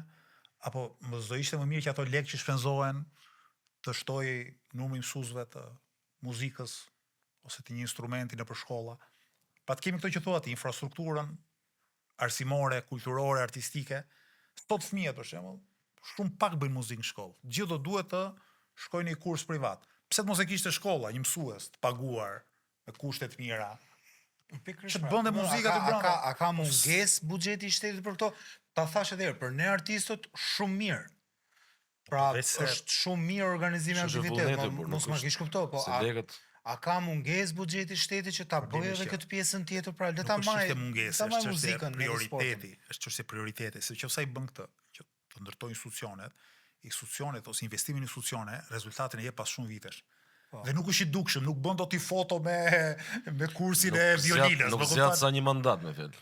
Kurse ai që të sjell artistin e famshëm ty këtu, ai e zgjidh një problem të PR-it, e zgjidh sot për nesër. Atij duhet PR-i. Dhe prandaj duhet artisti që vjen del në foto. Investimi do shumë më tepër kohë. Nuk është PR më i mirë të investosh në këto? Jo, nuk është PR më i mirë, është punë më e mirë. Ti do të por rezultati i punës do vi brenda mandatit tat. Kur s'to duhet politikë. Siç është diskutimi për të ndërtuar kurrë dhe Shqipërisë, që të bëhet ku dëgjon Sarand, Shkodër për 3 çerekore. Po nuk bëhet kurrë sepse po e fillova unë sot, e di që për 4 vjet s'ka për të bë. Tash unë do ta marr atë feedbackun pozitiv, domethënë do të marr votën që ai të hypi ke treni, ta preki dhe të thotë, bravo i qoftë Renisit, e pas ka bërë këtë gjë. Është investim që përfundon mas 10-20 vjetësh, edhe mos më intereson. Pra shohin me drita të shkurtra, shkurt fare. Ata do të bëjnë gjëra të shpejta, aty për aty, dhe gjëra që i vendosin projektorët tek vet politikani, më kupton? Pra që thot, dola me artistin e famshëm. Artisti i famshëm bërë një video dhe tha, o sa i mirë je ti o kryetar bashki ose o kryeministër. Dhe ky kërkon fitoj pik një imazh në këtë mënyrë, sesa të investoj në këtë që themi ne. Do thonë. Shumë nuk e di. Jo, nuk është e duhur, patjetër, po domethënë unë shikoj shumë ndryshe. Mendoj që mund të ketë buxhet mjaftueshëm që të bëjnë edhe këto investimet e tjera. Po nga krau tjetër dhe ajo që thotë Renisi, dritë shkurtër patjetër. Pra nuk du të them specifikisht se kush. Sepse kam përshtypjen që është një punë shumë vjeçare për të arritur deri këtu, pra që shohin se domosdoshmëri këtë PR-in e Nuk është vetëm gardi, është edhe ke sporti, sidomos ke kombëtarja aty shkrihen gjithë. E di prandaj po them, edhe një gol filoni, krosoi kombëtarja futbollit, ndërkohë mundjat ka sjell medalje. Për herë të parë në peshngritjet ka sjell medalje. Në lojra olimpike. Domethënë ka vëmendja çohet këtej, ndërkohë kam arritur më aty ku është populariteti. Po populariteti, po se ku është populariteti është dhe vota. Por shumë unë realisht. Është kjo strategji që ndodhen botën, me thon drejtën. Unë realisht kur nuk Trumpi foto me artistë, me sportistë. Priti Cristiano Ronaldo në zyrë, domethënë. Është ajo në gjithë botën, por këto investojnë edhe nga krau tjetër. Domethënë investojnë edhe në ushtri, investojnë në intelekt. Okej, se me vërtet olimpiadat e matematikës në Amerikë janë. Shumë do të ngrehet çështja, pse s'janë këto, jo pse ka shku balanca më shumë te, se ka shumë mirë që është. Po këtu e kam, domethënë, nuk ka buxhet, a ke studiuar, ka, unë mendoj që ka. Buxhet, sa kohë ne na thot kontrolli i lartë i shtetit që nga 8 miliardë që ka buxheti në Shqipëri, 1 miliard, pak 1 miliard shpërdorohen dhe viten. S'di kush ka. Pra 1/8 leka, më kupton? Problemi është që një nuk ka vullnet, dy këta duan të bëjnë gjëra që u sjellin fitime ekonomike dhe politike të shpejta. Po të marr një rast. Tirana sot i duan rreth 20 shkolla të reja, që të mos bëhet mësimi me turna. Plus minus 20 shkolla të reja. As Siri, s'ka as shkollë, as kopsh, s'ka asgjë publike. I duan 20 shkolla të reja. Problemi që në Tiranë është që ti sot që flasim, e ke gjithnjë vështirë gjesh truall për të ndërtuar shkollë. Sepse ai truall që ekziston, ai jep leje për kull. Pra i thot, pse ndërtoj shkollë unë te ky trualli këtu? Unë e jap për kull. Më kupton? Po e ke për detyrë ta ndërtosh shkollën. Po është problemi, ai ka për detyrë, ai nuk e shef si detyrë pra. Sepse ai do të abuzoj, se ai po dha leje për kull, merr 20% Fal për ignorancën. Nuk ka një institucion që bëj këtë baraspeshimin, thot për shembull ti vllai dashur mund dush me bëj këtu kull, po në kaq metra katror duhet se zbosh shkollë, se për ndryshe dhe kryet penale. Krye këtij institucioni që është Këshilli Kombëtar i Territorit, është vetë Edi Rama, por nuk e bën këtë gjë. Këtë do të them.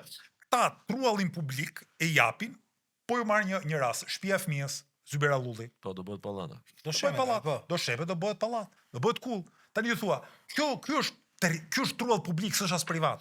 Edhe privat shteti ka drejtën që për ndërtuar shkollë thot shpronarit, shpronsoj, ja ku i ke lekët, unë do e bëj shkollë, nuk e bën kurrë këtë gjë. Ai është truall publik dhe është institucion arsimor. Do heqin institucionin arsimor që aty, do e degdisin diku tjetër dhe aty do bëhet kull. Tani ky trualli publik e jep për kull, që është institucion arsimor për edukimin e fëmijëve, lere më imagjino privat. Pra janë komplet papërgjegjshëm, këtë po them. Edhe pastaj shkojmë deri aty që kur bëjnë këtë, do bëjnë edhe koncertin me VIP-at e me gjithë kënd tjetër pa investuar në përmbajtjen e shkollës, jo vetëm në infrastrukturën e shkollës. Ta thash, mund pëlqen se është plus për punën tonë patjetër, po nuk e di, e imagjinoj një herë veten, as që duhet ta imagjinoj kështu në jetë reale, po e imagjinoj gjendem në një ca imagjinata, them sikur të kisha gjëra në dorë, për shembull, gjëja e parë që do më ndodhte ishte djali im. Domethënë është shumë e rëndësishme që të vendosësh disa ligje ose disa rregullator që do kenë efekt sot pas 10 ose 15 vitesh, pra lën më njanë ambicien për pushtet. Mund të jetë shumë e ëmbël. Po duhet të jemi pak duhet të mendojmë pak më me drita të gjata. Nuk e di pse. Po, jemi të tre me mene dhe... Jo, e di edhe këto liderët global, ka një pushtet të jashtëzakonshëm dorë, dhe e shfrytëzojnë shumicën e rasteve për keq. Nuk e kuptoj. E shfrytëzojnë për keq edhe për faktin që ata që qeverisin jetojnë praktikisht në tjetër botë. Kanë shkollat e tyre ekskluzive. Nuk e ndjen këtë nevojë, bro, kjo është. Ne kemi kryeminist që jeton mal o but. Ka vil mal, më kupton? Ka sarajn mal. Sa për syve faqe, njeriu i duhet që jetoj me qytetarë vetë. Po më qoftë me jetë, inshallah, po s'ka qenë për jetë, që askush nuk është për jetë. Këta jetojnë në një botë në vete. Tani unë do ju them diçka ju që ne kemi para shumë ndjenjë në fëmijëri. Kujt nga ne i shko do i ka shkonte mendja kur ishim të vegjël, që do vite dita që për të luajtur me top do të paguaj lek. Po kemi diskutuar këtu. Për të luajtur me top valla. Për të luajtur me top, ti sot nuk ke ku luajtur me top në Tiranë, me kalamajt. Duhet të shkosh në një kurs privat, të japësh lekë të luajë me top, ndryshe s'ke ku i bi topit. Po jo me djalin, mundohen me dalë ose kalçeto, do paguash lekët tash. Ore nuk ke oborret e shkollave që kanë 2 kosha, i kanë vënë drynin. Ne gjithë jetën tonë kemi luajtur oborri shkollës. Po. lume top, basketbol, futbol, i kanë vënë drynin. Pse i ve drynin?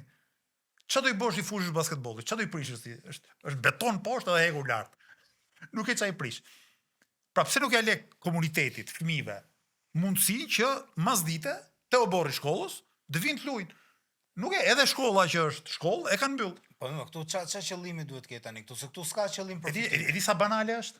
Edi sa banale është? Këtu s'ka një qëllim profitimi. Nuk kemi lek për të punësuar një roje shtesë. Duhet një roje shtesë. Po ç'a them, gjëra kaq banale. Ose thotë ose prishet edhe na duhet ta për bukuri ta kemi ta mbajmë si ekspozitat e fushën e basketbollit. Ose kanë bërë këtë tjetër, thotë, një mënyrë për t'ju arrit pagat mësuesve, si arrisin dot pagan tamam, është t'i thush mësuesit te oborri shkollës bëj kurs privat. Po kupton? Po që bëra do të bëj kurs privat ti basketbolli ose ndonjë tjetri. Ndërkohë që mësuesi duhet paguhet mirë në punën e vet, s'ka pse mësuesi detyrohet të bëj kurs privat. Mësuesi, polici, doktor, faleminderit që më le. Mësuesi, polici, doktori, domethënë këto rrogat e ulta janë. Ta që ka rrogat e ulta për mësuesin, edhe thotë edhe mësuesi i fizkulturës pastaj, që të marrësh i lek më tepër. Po ta jap mundsinë. Ma e thi atë palestrën aty jashtë. Jo më dhe mësuesi do të paguhet mirë për 6 orë punës, dhe pastaj oborri tjetër për gjithë tjerë. Po këtë po them tani, që le të themi Arlind Qori janë zgjedhje tani. Domethënë ke bën një studim se sa është buxheti i shtetit dhe sa duhet ta ketë, sa do ja lesh ti realisht rrogën mësuesit, doktorit edhe policit në mënyrë që të mos nxisi atë dëshirën për të korruptuar ose për të patur nevojën e një pune tjetër ekstra. E kemi bërë si studim, e kemi në programin ton, tani po të kishim ja 5 minuta kohë sa u të hapja celularin, se programi kemi 200 faqe, e ta gjeja të nën kapitullin të arsimit e shëndetësia për rrogën, do ta jep edhe përgjigje tamam të saktë, por ne kemi bërë një analizë tillë, më kemi bërë një mesatare të vendeve të rajonit edhe të vendeve të Bashkimit Evropian. Shqipëria zakonisht në fund të gjitha këto komponentët, edhe kemi dhënë një zgjidhje të ndërmjetme, domethënë që sa Gjermania se bë dot, sa më të 1500-2000 euro pse? Ti jemi aty. Jemi aty. Sigurisht ata se ndajnë mjekët janë specialistë, ka mjek specialist, ka mjek përgjithshëm, ka infermier, pra edhe aty ka shkallë, por ama duhet të ishim në atë nivel, e njëjta gjë edhe për mësuesët. Për mësuesët pastaj ne idenë tonë më të rëndësishme kemi këtë të shkollave me afat gjatë. Do thotë që fëmijët kanë mundësi të rinë shkollë mas mësimit. Ka një vakt ushqim aty. Ky është problem vetë. Ky që bëhet after school, që bëhet në një apartament.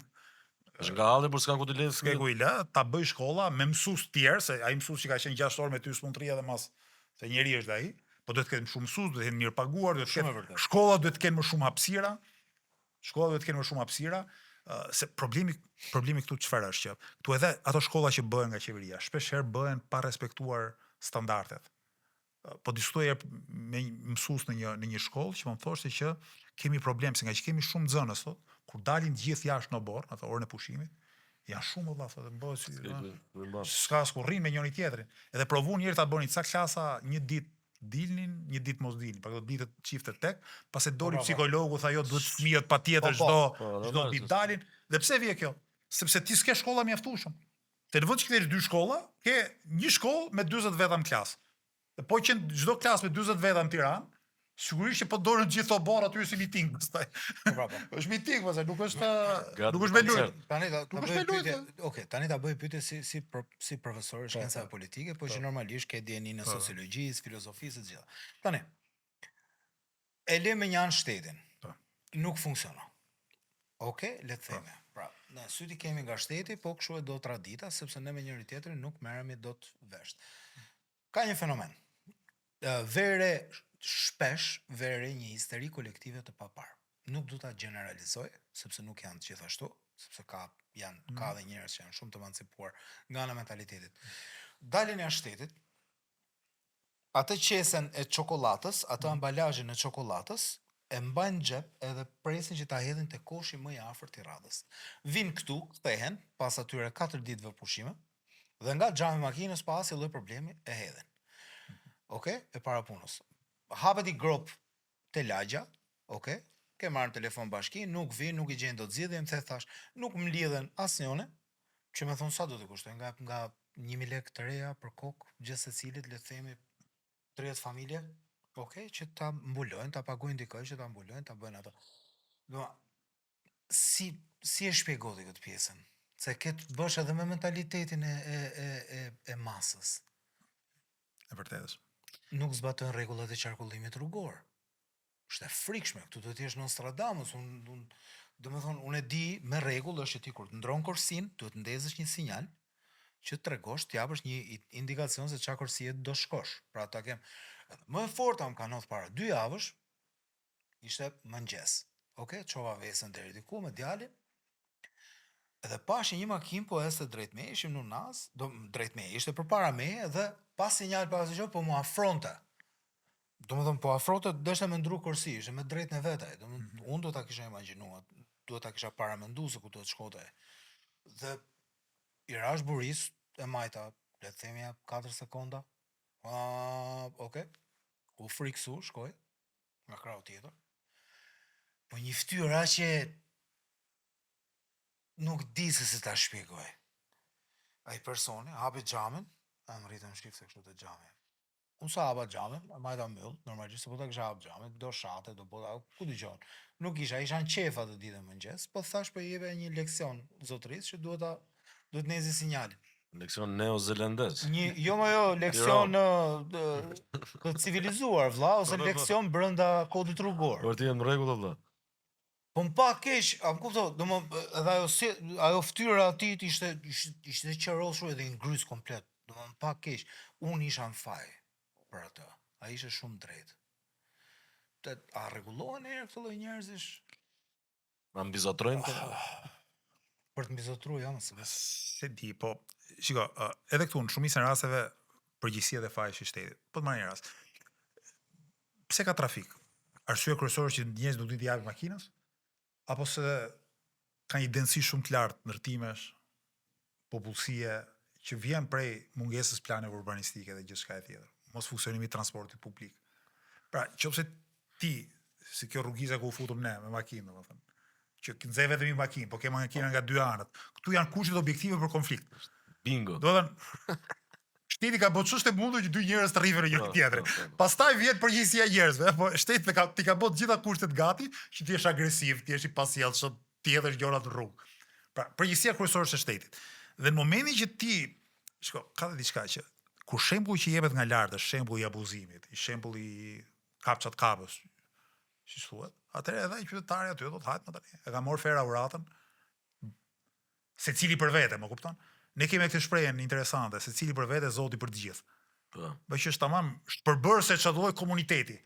Do s'ke aty as një bashkëpunëtor, as një, ku diun, bëjmë diçka bashkë, të zgjidhim një problem. Jo. Po çështja është që ne nuk i zgjidhim këto problemet vetëm më burr. Çfarë do i bësh shëndetit ti vetëm? Po usmure, çfarë do i bësh vetëm shëndetit? Çfarë do i bësh vetëm shkollës? Çfarë do i bësh vetëm? Ne pra mirë kuptoj, në këto raste banale që po them unë, edhe mund të zgjidhim vetë. Po jo, ndërtohet mendësia dhe pastaj mendësia çon shtetin konflikt ty, pastaj çto ty në atë pikë që ta zgjedhësh vetëm. Kupton, ndërkohë që s'duhet merresh as ti me atë as ai me ty, nëse do kishte një degradimi i arsimit pastaj i bën që njerëzit mos mësohen me këtë tolerancë. Belgjika sa ishte periudha që kishte kryeministër. 600.000 pa punë. Sa qëndroi Belgjika? Amerika ta ka 600.000 pa punë, kurse ne tha asnjë. Sa qëndroi Belgjika pa kryeministra, pa qeveri. Ishte një po funksionon shteti, pra funksionon. Po shmbjell Kanë institucionet, s'ka nevojë të jetë sensi i jetuar në komunitet, ashtu siç duhet, sepse ka pas mund të ketë neti vit pa kryeministër, por kjo do thotë që s'ka qenë shtet, domethënë. Kurse problemi është dilema madhe, kemi apo s'kemi. Po sa do diçka, ne jemi dhe shoqëri e re në kuptimin e integrimit këto rrjedhat modernizuese. Vende të tjera këto revolucionet urbane, që shumë njerëz që jetojnë qytete i kanë përjetuar 200-300 vite përpara. Dhe ka pas ato problemet e tyre. Ne jemi akoma, domethënë, një vend që brava në kohë. Shumë njerëz sa kanë ardhur të jetojnë bashkë në komunitetet e reja. Edhe do kohën e vet, edhe ky mirë kuptimi që të ngjizet. Po mirë, nëse këtu ndikon shteti, okay, po them. Këto raste që morët ju, për shembull. Po në raport me protestat, për shembull, ti bën shpesh protesta për vete, a nuk mendon se duhet të jenë më shumë veta në protestat? Duhet të jenë shumë veta. Po këtu pse s'dalin ata? Domethënë, mirë aty që na e pas ka fajin shteti. Këtu ke rastin më të mirë për të shkëlqyer. Ka shumë arsye. Arsye e parë është një pjesë e njerëzve kanë frikë.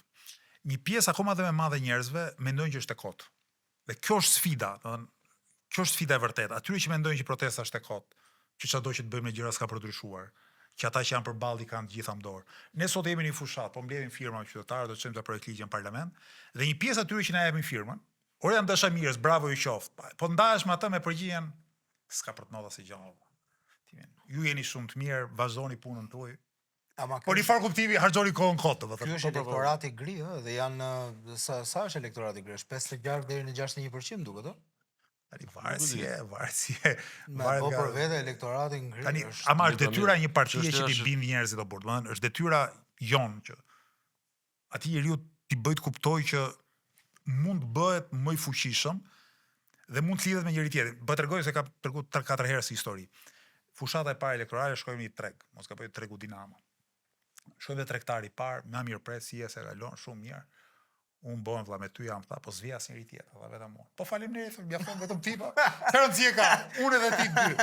Po tha kodë ke tha se sta bashkohet me tjetër vlla. Sta bashkohet asnjëri tha. Shkoj te i pari pra tha, sta bashkohet asnjëri, po unë me ty jam. Faleminderit, shkoj te i dyti. Unë me ty jam tha. Po sta bashkohet asnjëri, vetëm unë me ty.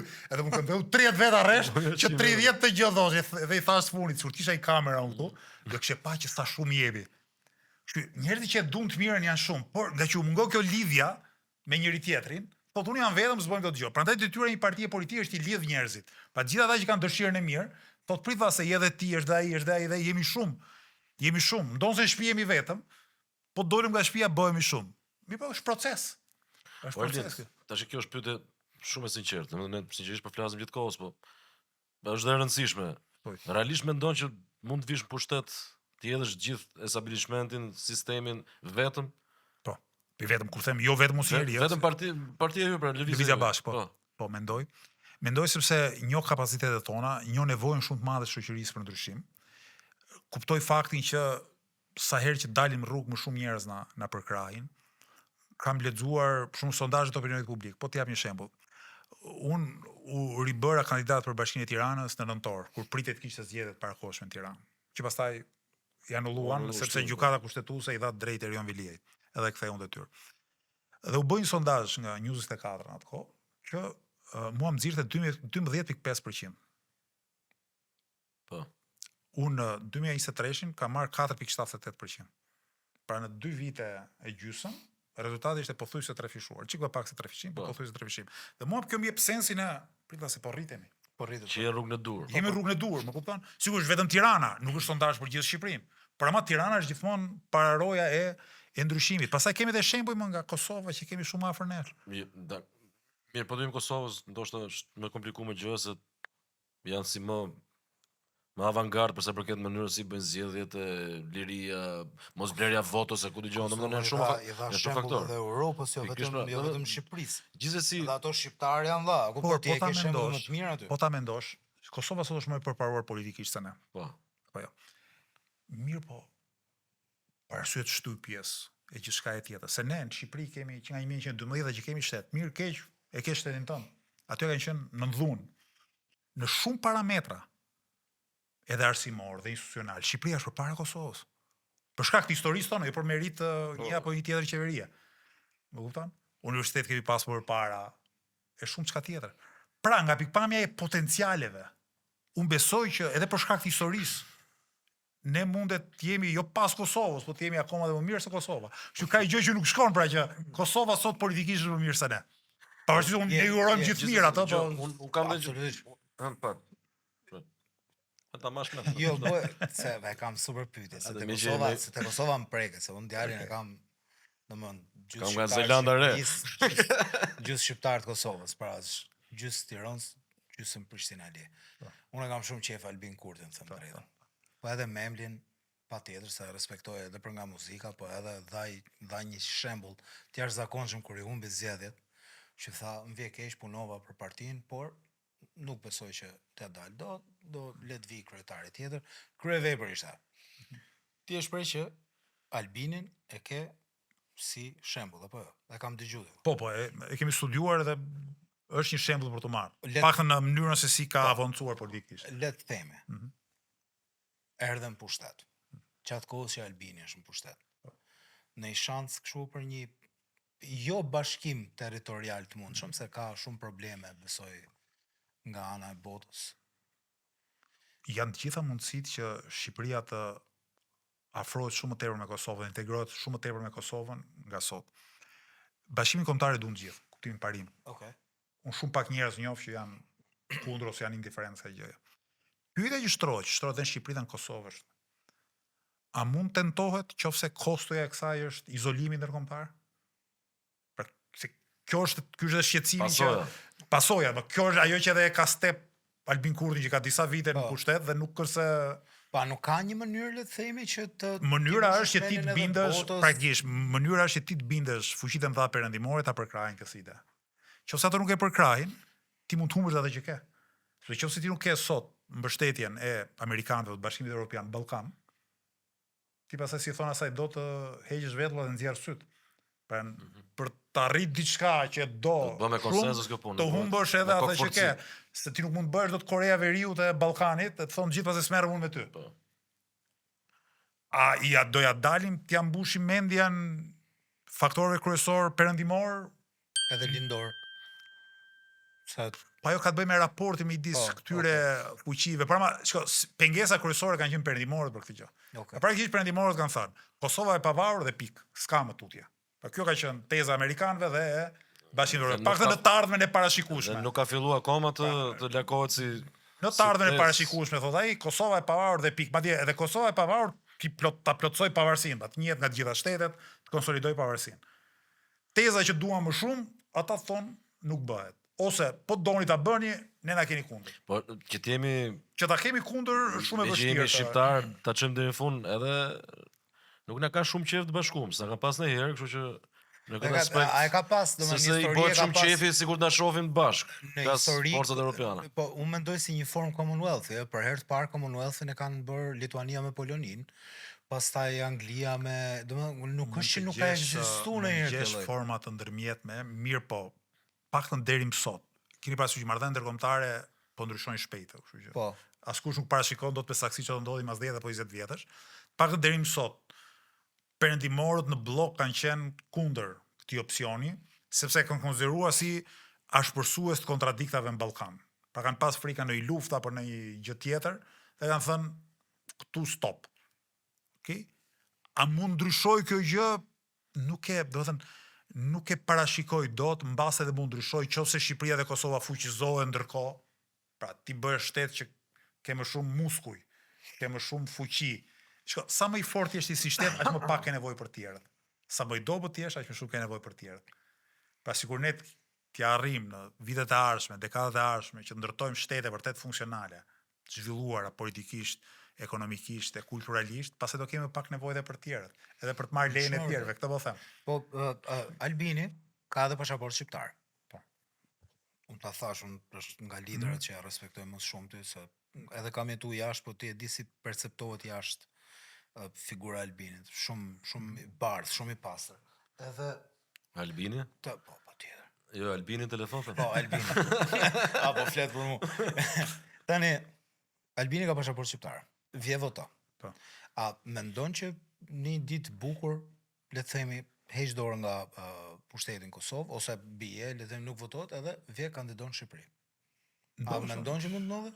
A i ka të gjitha, i plotëson të gjitha kushtet? Ndoshta, po prapë do të duket e çuditshme nëse do e bënte këtë gjë. Domethënë që sa kohë Shqipëria dhe Kosova vazhdojnë të jenë dy shtete.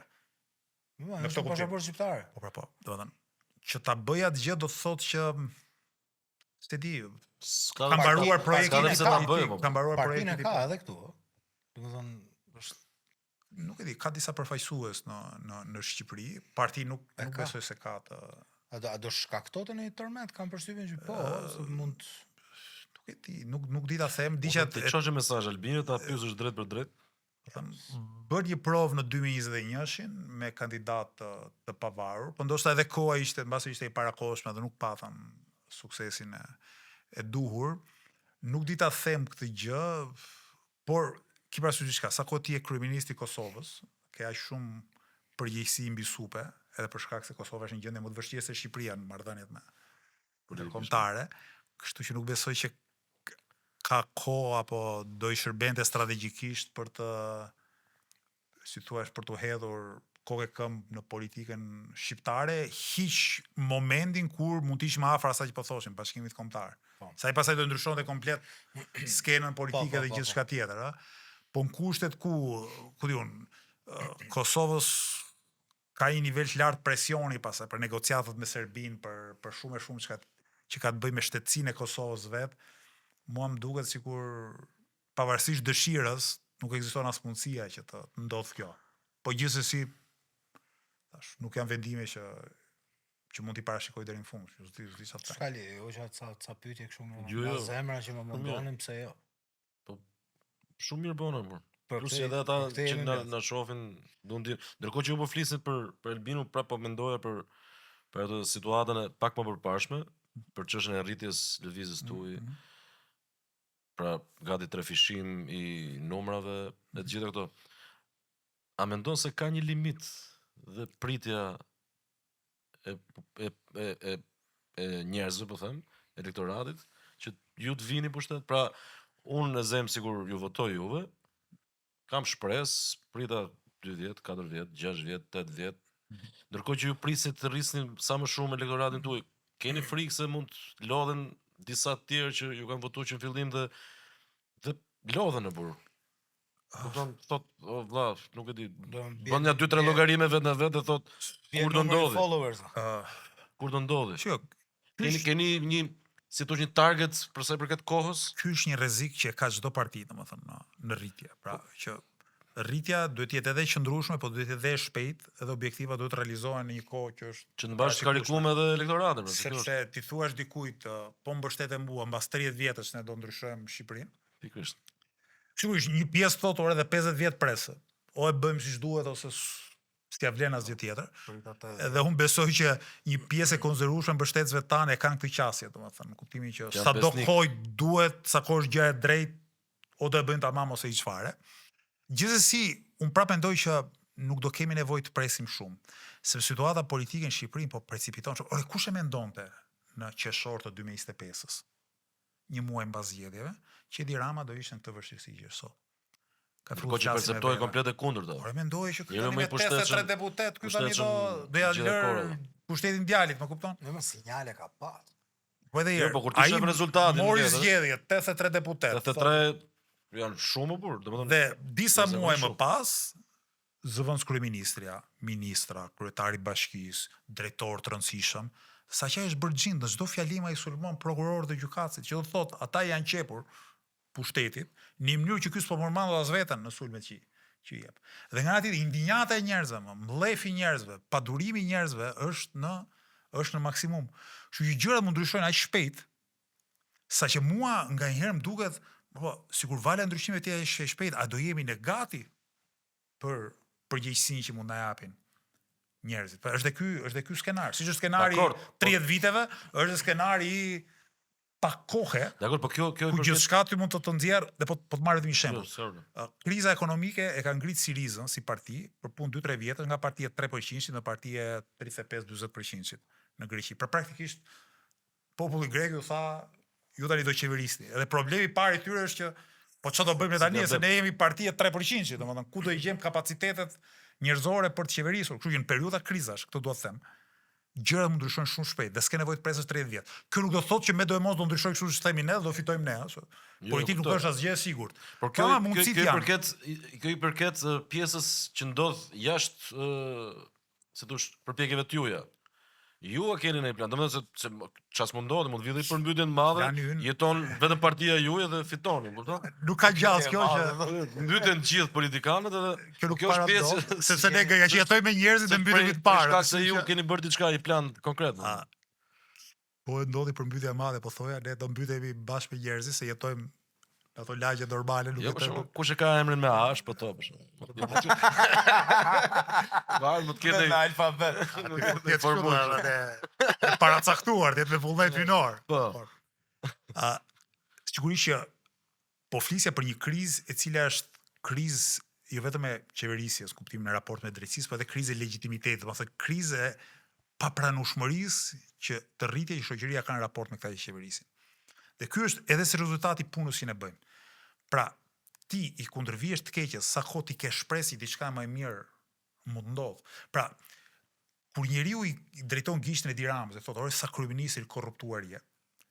E bën këtë gjë edhe sepse mendon që këtu ka një alternativë ndryshe, se qofse janë të gjithë hajdut.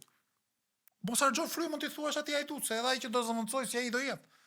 Më kupton, kështu që edhe kjo indinjat në rritje ndaj korrupsionit, besoj ka ardhur prej faktit që ka një alternativë morale në politikën shqiptare si Lëvizja Bashk që mund ta bëjë ndryshimin.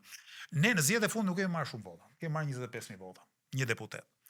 Ama un kam parë gjatë fushatës një mbështetje shumë të madhe në kuptimin e simpatisë. E problemi në zgjedhjet e 2025 ka qenë që nuk arritëm ta përkthenim simpatinë në vot. Në vot, po. Pa njëri thotë, "Okay, më pëlqen, je shumë i mirë, më pëlqen." Si i përket tregu. Në fund fare ai thotë, "Vazhdojmë ja këta kuajt e vjetër të kësaj rradhe, sa se ku i dihet." Jo, këta kuajt e vjetër, këto kuajt e vjetër po i bien këmbët shumë shpejt, edhe nuk do t'i mbajnë më. Me njerëzit nuk do votojnë më për të keqen më të vogël. Nuk do thonë më hajta provojmë edhe një herë këtë se mos na vjen ky tjetri, ose hajde provojmë këtë tjetrin se durojmë. Jam kurioz tash duke ndërkohë që po flisë po mendoj tjetër pyetje. Në parti mund ta quajmë parti patjetër, parti është po. Okej. Lëvizjen tuaj, po them partinë tuaj. Ka statut për kryetar, për shembull, nëse humb prap zgjedhjet. Jo, nuk e kemi në këtë si pikë. Si funksionon? Nuk e kemi fare si pikë këtë gjë. E para sepse kur një parti sa themelohet, nuk vë dot në statut, si për shembull e KPD-ja, që po humbi zgjedhjet, kryetari duhet t'i jap dorëheqjen. Se ne nga ne askush nuk e pret që të fitojmë zgjedhjet herën e para apo herën e dytë që do futemi, se çka kuptimi ka. Te bie që automatikisht pastaj ti do i humbësh. Mundet që me goditjen e parë të marrësh 70 deputet. Si funksionon mas çdo zgjedhje? Mlidheni prapa si uleni? Ne nga që kemi kongresin çdo 2 vjet, ne jemi detyruar që çdo 2 vjet mblidhemi, diskutojmë edhe të rizgjedhim kryetarin e Lëvizjes. Nuk ka nga këto formulat që pa drejt rikandidim. Nuk kemi sepse i kemi mandate shumë të shkurtra. Ne 3 vjet kemi si parti, më kupton? 3 vjet kam kryetari i Lëvizjes Bashk. Që janë, po themi, është një periudhë relativisht e shkurtër kohë, raport me, ku diun, Edi Rama ka që nga 2005, Sali Berisha me një pushim ka që nga 90-ta. Nuk e kemi të kufizuar, por ama kemi diçka tjetër. Kompetencat e kryetarit në statutin e Lëvizjes Bashk janë inekzistente. Domethënë, unë nuk vendos dot për deputetët, kush do jenë kandidat për deputet. Ndryshe nga Berisha dhe Rama, që vendosin, fund fare ata që vendosin kush do jetë kandidat për deputet ajo, unë nuk e bëj dot këtë gjë. Se nuk e kemi statut. Ne statut e kemi që mblidhet Këshilli Koordinues, janë 60 veta, merr propozime nga bazat dhe voton në mënyrë të fshehtë për kandidatët. Pra, kompetencat që kryetari ka janë komplet simbolike, dhe nga që janë simbolike, pra praktikisht kur ti ke çelësat e kashtës, nuk shtrohet as diskutimi, domethënë biseda bëhet më serioze se si do ndahen kompetencat në momentin që ka një pushtet. Kur ti ke fuqi personale, atëherë bën dhe sens kjo, ore sa mandate, 2 mandate, 3 mandate, si e përfituron i çik tash. Nëse ju vini pushtet nesër për shembull, mendon se do fillojë rivaliteti, lufta për pushtetin, hatërmbetjet, si shef ato bashkëpunëtorët e tuaj? Unë kam besim shumë të madh tek shokët e mi, Lëvizjen Bashk, se kemi dhe shumë vite që luftojmë së bashku për ideale. Se thonë që njeriu transformohet kur merr pushtet në dorë. Thonë, po unë se kam provuar në këtë gjë, po nga ana tjetër di që kam studiuar mjaftueshëm edhe menduar mjaftueshëm se si ta shmang diçka të tillë. Tani ka qenë një anarkist rus, Mikhail Bakunin, që thoshte merr revolucionari më të devotshëm, thotë, e jepi pushtet, po su bë më keq se cari i Rusisë. Kështu që është kjo ideja që pushteti sado ideale të kesh transformon. Unë nuk jam i sigurt se kjo do ndodh apo jo. Një nga mënyrat që kjo mos ndodhet që pushteti mos përqendrohet, pra të jetë gjithmonë kolegjial, pra mos e ketë njëri. Të jetë i shtrirë në një strukturë. E dyta, pikërisht sepse ja kam frikën kësaj gjëje, unë përpiqem gjithmonë të jap shembullin e të kundërtës. Mua nuk më tha njëri që dilja publikisht të thosha që unë zëvi para në listën e Lëvizjes Bashk. Nuk më tha njëri, nuk është se ma kërkoi njëri këtë. Mu shkrepi mendja i ditë dhe tha, shiko, për të dhënë shembullin e duhur, unë duhet ta them këtë që pa pyetur askënd. Ç'ndodhet aty brenda ta pushtetën? Ma kundërshtuan. Deri shumë vonë ma kundërshtuan, por unë prandaj thash publikisht. Thoya tani unë e kam thënë publikisht. Po ta ktheja mbrapsht, do dal komplet hajvan, kështu që në fakt kuptimi vura para faktit të kryer. Askush nuk e përkrau atë që thash, domethënë kam thënë që në të nesërmen e zgjedhjeve lokale të 2023-shit, edhe pastaj thashë disa herë mjaftueshëm në televiziona që ta fiksonin gjithë. Si muhabet. Unë mbyll, pra praktikisht më thash, shiko, ky muhabet është mbyllur tani. Çfarë do të thoni ju edhe ju e kuptoni që ky muhabet është mbyllur sa kur e kam thënë publikisht. Se dakor, po ta thosh aty brenda, hajti mbushi mendje ta bëjmë ndryshe. Po, kjo është një mënyrë për të thënë që shiko më, këtu nuk po luftohet për vete.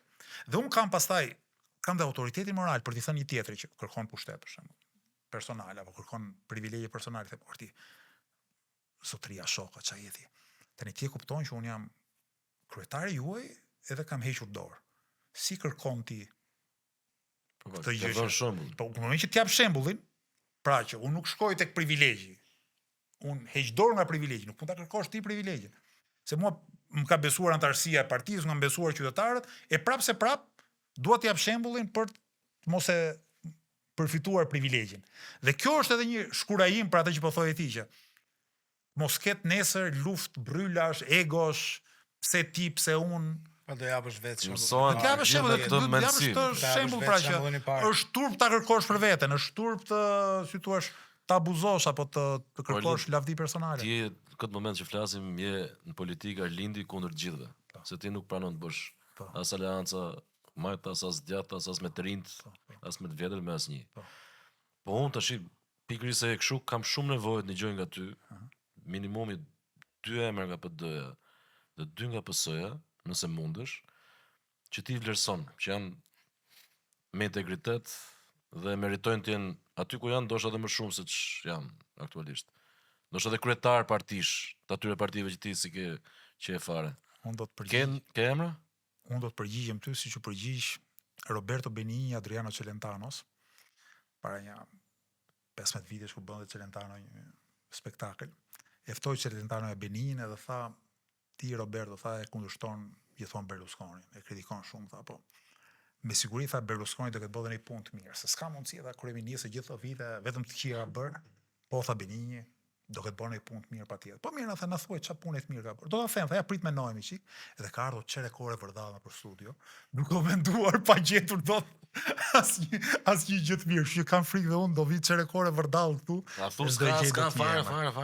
Po s'ka pse s'ka, sepse ai mund të jetë shumë poshtë në kuota aktualisht, mund të jetë tash një nga ana publike sa të ketë në rang ministrash dhe po flas edhe ndoshta mund të ketë ndonjë që se njeh askush që ka integritet edhe që ti mund të kesh një gjumë, mund ta kesh pa një 2 herë në televizor dhe me aq sa e ke pa më thosh që ky po. E di pse nuk i vlerësoj dot.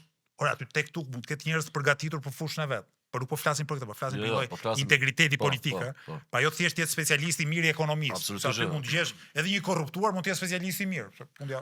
Nuk e përjashtoj njëra tjetrën. Dikush që mund të përfaqësonte partinë e vet, ndoshta edhe në rang drejtues. E di pse nuk ndodh kjo gjë, sepse Rama dhe Berisha në gjithë këto vite ja kanë kaput kokën çdo lloj ideje dhe çdo lloj njeriu që ka integritetin e mjaftueshëm për të bërë diçka në ato parti. Kështu që sa kohë këta kanë krijuar një strukturë burokratike, klienteliste, me favore, ku i të bën karrierë vetëm po ju binde verbërisht kryetarit, ku ti e gati të bësh çdo lloj matrapazlloku vetëm që të ecësh përpara në politik. Ky praktikisht këta praktikisht ka komprometuar moralisht bashkëpunëtorët e tyre dhe asnjë prej tyre nuk mund ngrihet. Tani dhe thot erdha unë kam emër. Pak nga PD-ja kam emër. Pra thuaj më ku jon sot? Bart Spaja. Bësh ky i Shkodrës. Mbarë shumë i mirë. Nëse të pojmë në emër përveçëm edhe po. Ne e vlerësojmë të dy. Ne e vlerësojmë. Që se njoh kështu, domethënë. E di që është përfaqësues i PD-s Shkodrës, ka qenë kryetar bashkie. Ishte për të bëti koment, ishte thjesht përshëndesim në bardhën me thonë që duam shumë, kjo ishte. Shumë më mirë si e mendon, është jashtëzakonshëm. Erlind, ke fol më me Blendi Fevziun që në atë moment që patë debate ke klanë në opinion? 3-4 ditë mbas debatit mua më fton Ylli Rakipi në emision, edhe para me kishte ftuar Fevziun. Na keni qenë njëtën ditë. Kështu që ai dilte nga studioja, unë futesem nga studio, jo, të një kështu përshëndetje të ftohtë, domethënë diçka. Po jo. Asgjë shumë se kaq. Diçka tipit si je apo s'ka pas kontakt fare. Jo. As ftesas. Jo. Supermarketing ai. Jo, qëlloi mirë, por nuk ishte si ishte plani im, edhe ta la, domethënë ishte kryevepër fare për mendimin tim. Nuk e dia më la apo jo, po do të thënë ai u përfshi vetë emocionalisht në atë debat, unë përfshiva emocionalisht në atë debat, dhe debati kur dy njerëz përfshihen fort emocionalisht, unë mendoj që kam pas drejtë, vazhdoj të mendoj që kam drejtë në atë çështje, ka efekte pastaj, ka efekte. Sepse nuk kur plasëm me dy njerëz, por plasën dy ide, dy mënyra konceptimit, medias, politikës, kështu që njerëzit me sa duket pan për një moment, kur hapet që hapësirë dhe t'i she dritën e të vërtetës, ai debat nxori të vërtetën për ato pak minuta sa zgjati dhe prandaj bëri buj. Se unë pyeta veten, rastësia. Mua më mbaron abonimi telefonit gjatë debatit. Debati fillon në orën 9, me shumë mundësi në orën 9:30, mua më mbaron, aso kohë bëja kështu që mos ta kanë marruar më shpejt se ç'duhet. Më mbaron, po cila është interesantja. Dhe unë një debat aq intensiv, tani zakonisht marr mesazhe nga njerëzit. Për mirë, për keq marr mesazhe. Kisha marr vetëm një mesazh në WhatsAppin tim, si kishte rastis minutën para se të mbaronte oferta e internetit. Nga ime ma. I vetëm mesazh që kam lexuar në gjatë emisionit ishte mamaja ime që më thoshte je shumë keq është. Je shumë keq tha, lere këtë muhabet se je keq. Sterdhe si mesazh tjetër. Si mesazh tjetër, më kupton? Sa keq qekën. Dhe ndërkohë unë këtë gjë sheh gjatë pushimit, të bëri pushim emisionit dhe unë thash këtu po lek kokën Renari po dova, saqë i vetëm mesazh nga mamaja, dhe ajo thotë lere këtë muhabet. Po thash unë prapë do e vazhdoj, sado keq të jem, dolëm në shteg, unë do e them vërtetën deri në fund. Kështu pjesë e dy debatet kanë bërë me idenë që aty jashtë janë të gjithë duke më sharë. Thjesht e nisa ta çoj deri në fund. Po, me që e nisa tani sa flas njëri më. Do e çoj deri në fund se nuk mund të rriqem mbrapa, domethënë. Ama ndru prapë në derës ke shtëpia. Kur dal, nuk e kisha kuptuar akoma. Prapë kur të erdhë mesazhet pastaj. Priti sekond, ishte duke kthyer në shtëpi, më merrin vllan telefon se telefonata të vjen edhe kur s'ke internetin ti. Edhe më thotë, shko mos u mërzit, tha, mos u merakosta, se njerëzit po reagojnë mirë, tha. Po reagojnë shumë mirë rrjetet sociale. Prapë celulari zero, tha, asnjë like, asnjë mesazh. E po thash ja fut kodë, pastaj kur kam shkuar në shtëpi kuptoj që s'kisha internet dhe celular, dhe aty pas pastaj gjitha ato komente pozitive. E thash, ishte bukur. Shkoi mirë. Jashtë nuk ishte qëllimi im shkonte. Ai thash, edhe e more, po nga ashtu siç e pash unë ishte e more, po edhe ta dha, domethënë ta la. Nuk e di se unë e sfidova, kështu që ai ishte i detyruar të përgjigjej sfidës. Praktikisht ai priqej emisionin aty. Gjithë thuarit e dorin kjo prish emisionit për jashtë diskutimit. Bukur. Mund ta kesh prish shefin për momentin, po emisioni shkoi edhe erdhi. Të tjerëve u anulluan se gjithkohës 90% kohës flisja unë fliste ai, domethënë aty kishte 10 tjerë në studio. Fillon të vinin kështu vërdall pastaj. Po emisioni shkoi pikat, do të shpjegoj. Ama, po thash sa kohë unë përmes vërtetës që thash, e sfidova në studion e vet, ai ishte detyruar të më përgjigjej, nga përgjigja shkon në përgjigje, shkon në akuza, shkon në pretendime, dhe në fund fare t'ja lë qytetarëve të vendosin, ore kush ka drejt. Unë thash timen, ti e thua tënden, fund fare vendosin qytetarë, se unë i thash diçka aty në emision. Ti thash në vitin 2019 ke bërë një reklam për pronarin e minierës, shoku tënd. Kulminatori ishin grev, dhe ke thënë që në atë minier kushtet janë të mrekullueshme. Ndërkohë janë të minier vdisin njerëz, në atë minier, ku di unë, gjymtohesh minator, dhe ti në vend që të bëje punë e gazetarit, bëje punë e propagandistit ose të reklamuesit. Dhe kjo është gjë që na thash në sy, live në emision, dhe njerëzit pastaj mbas emisionit mund të shkonin të gjenin reportazhin e Fevziut në 2019. Pra vërtetoja që po e thosha.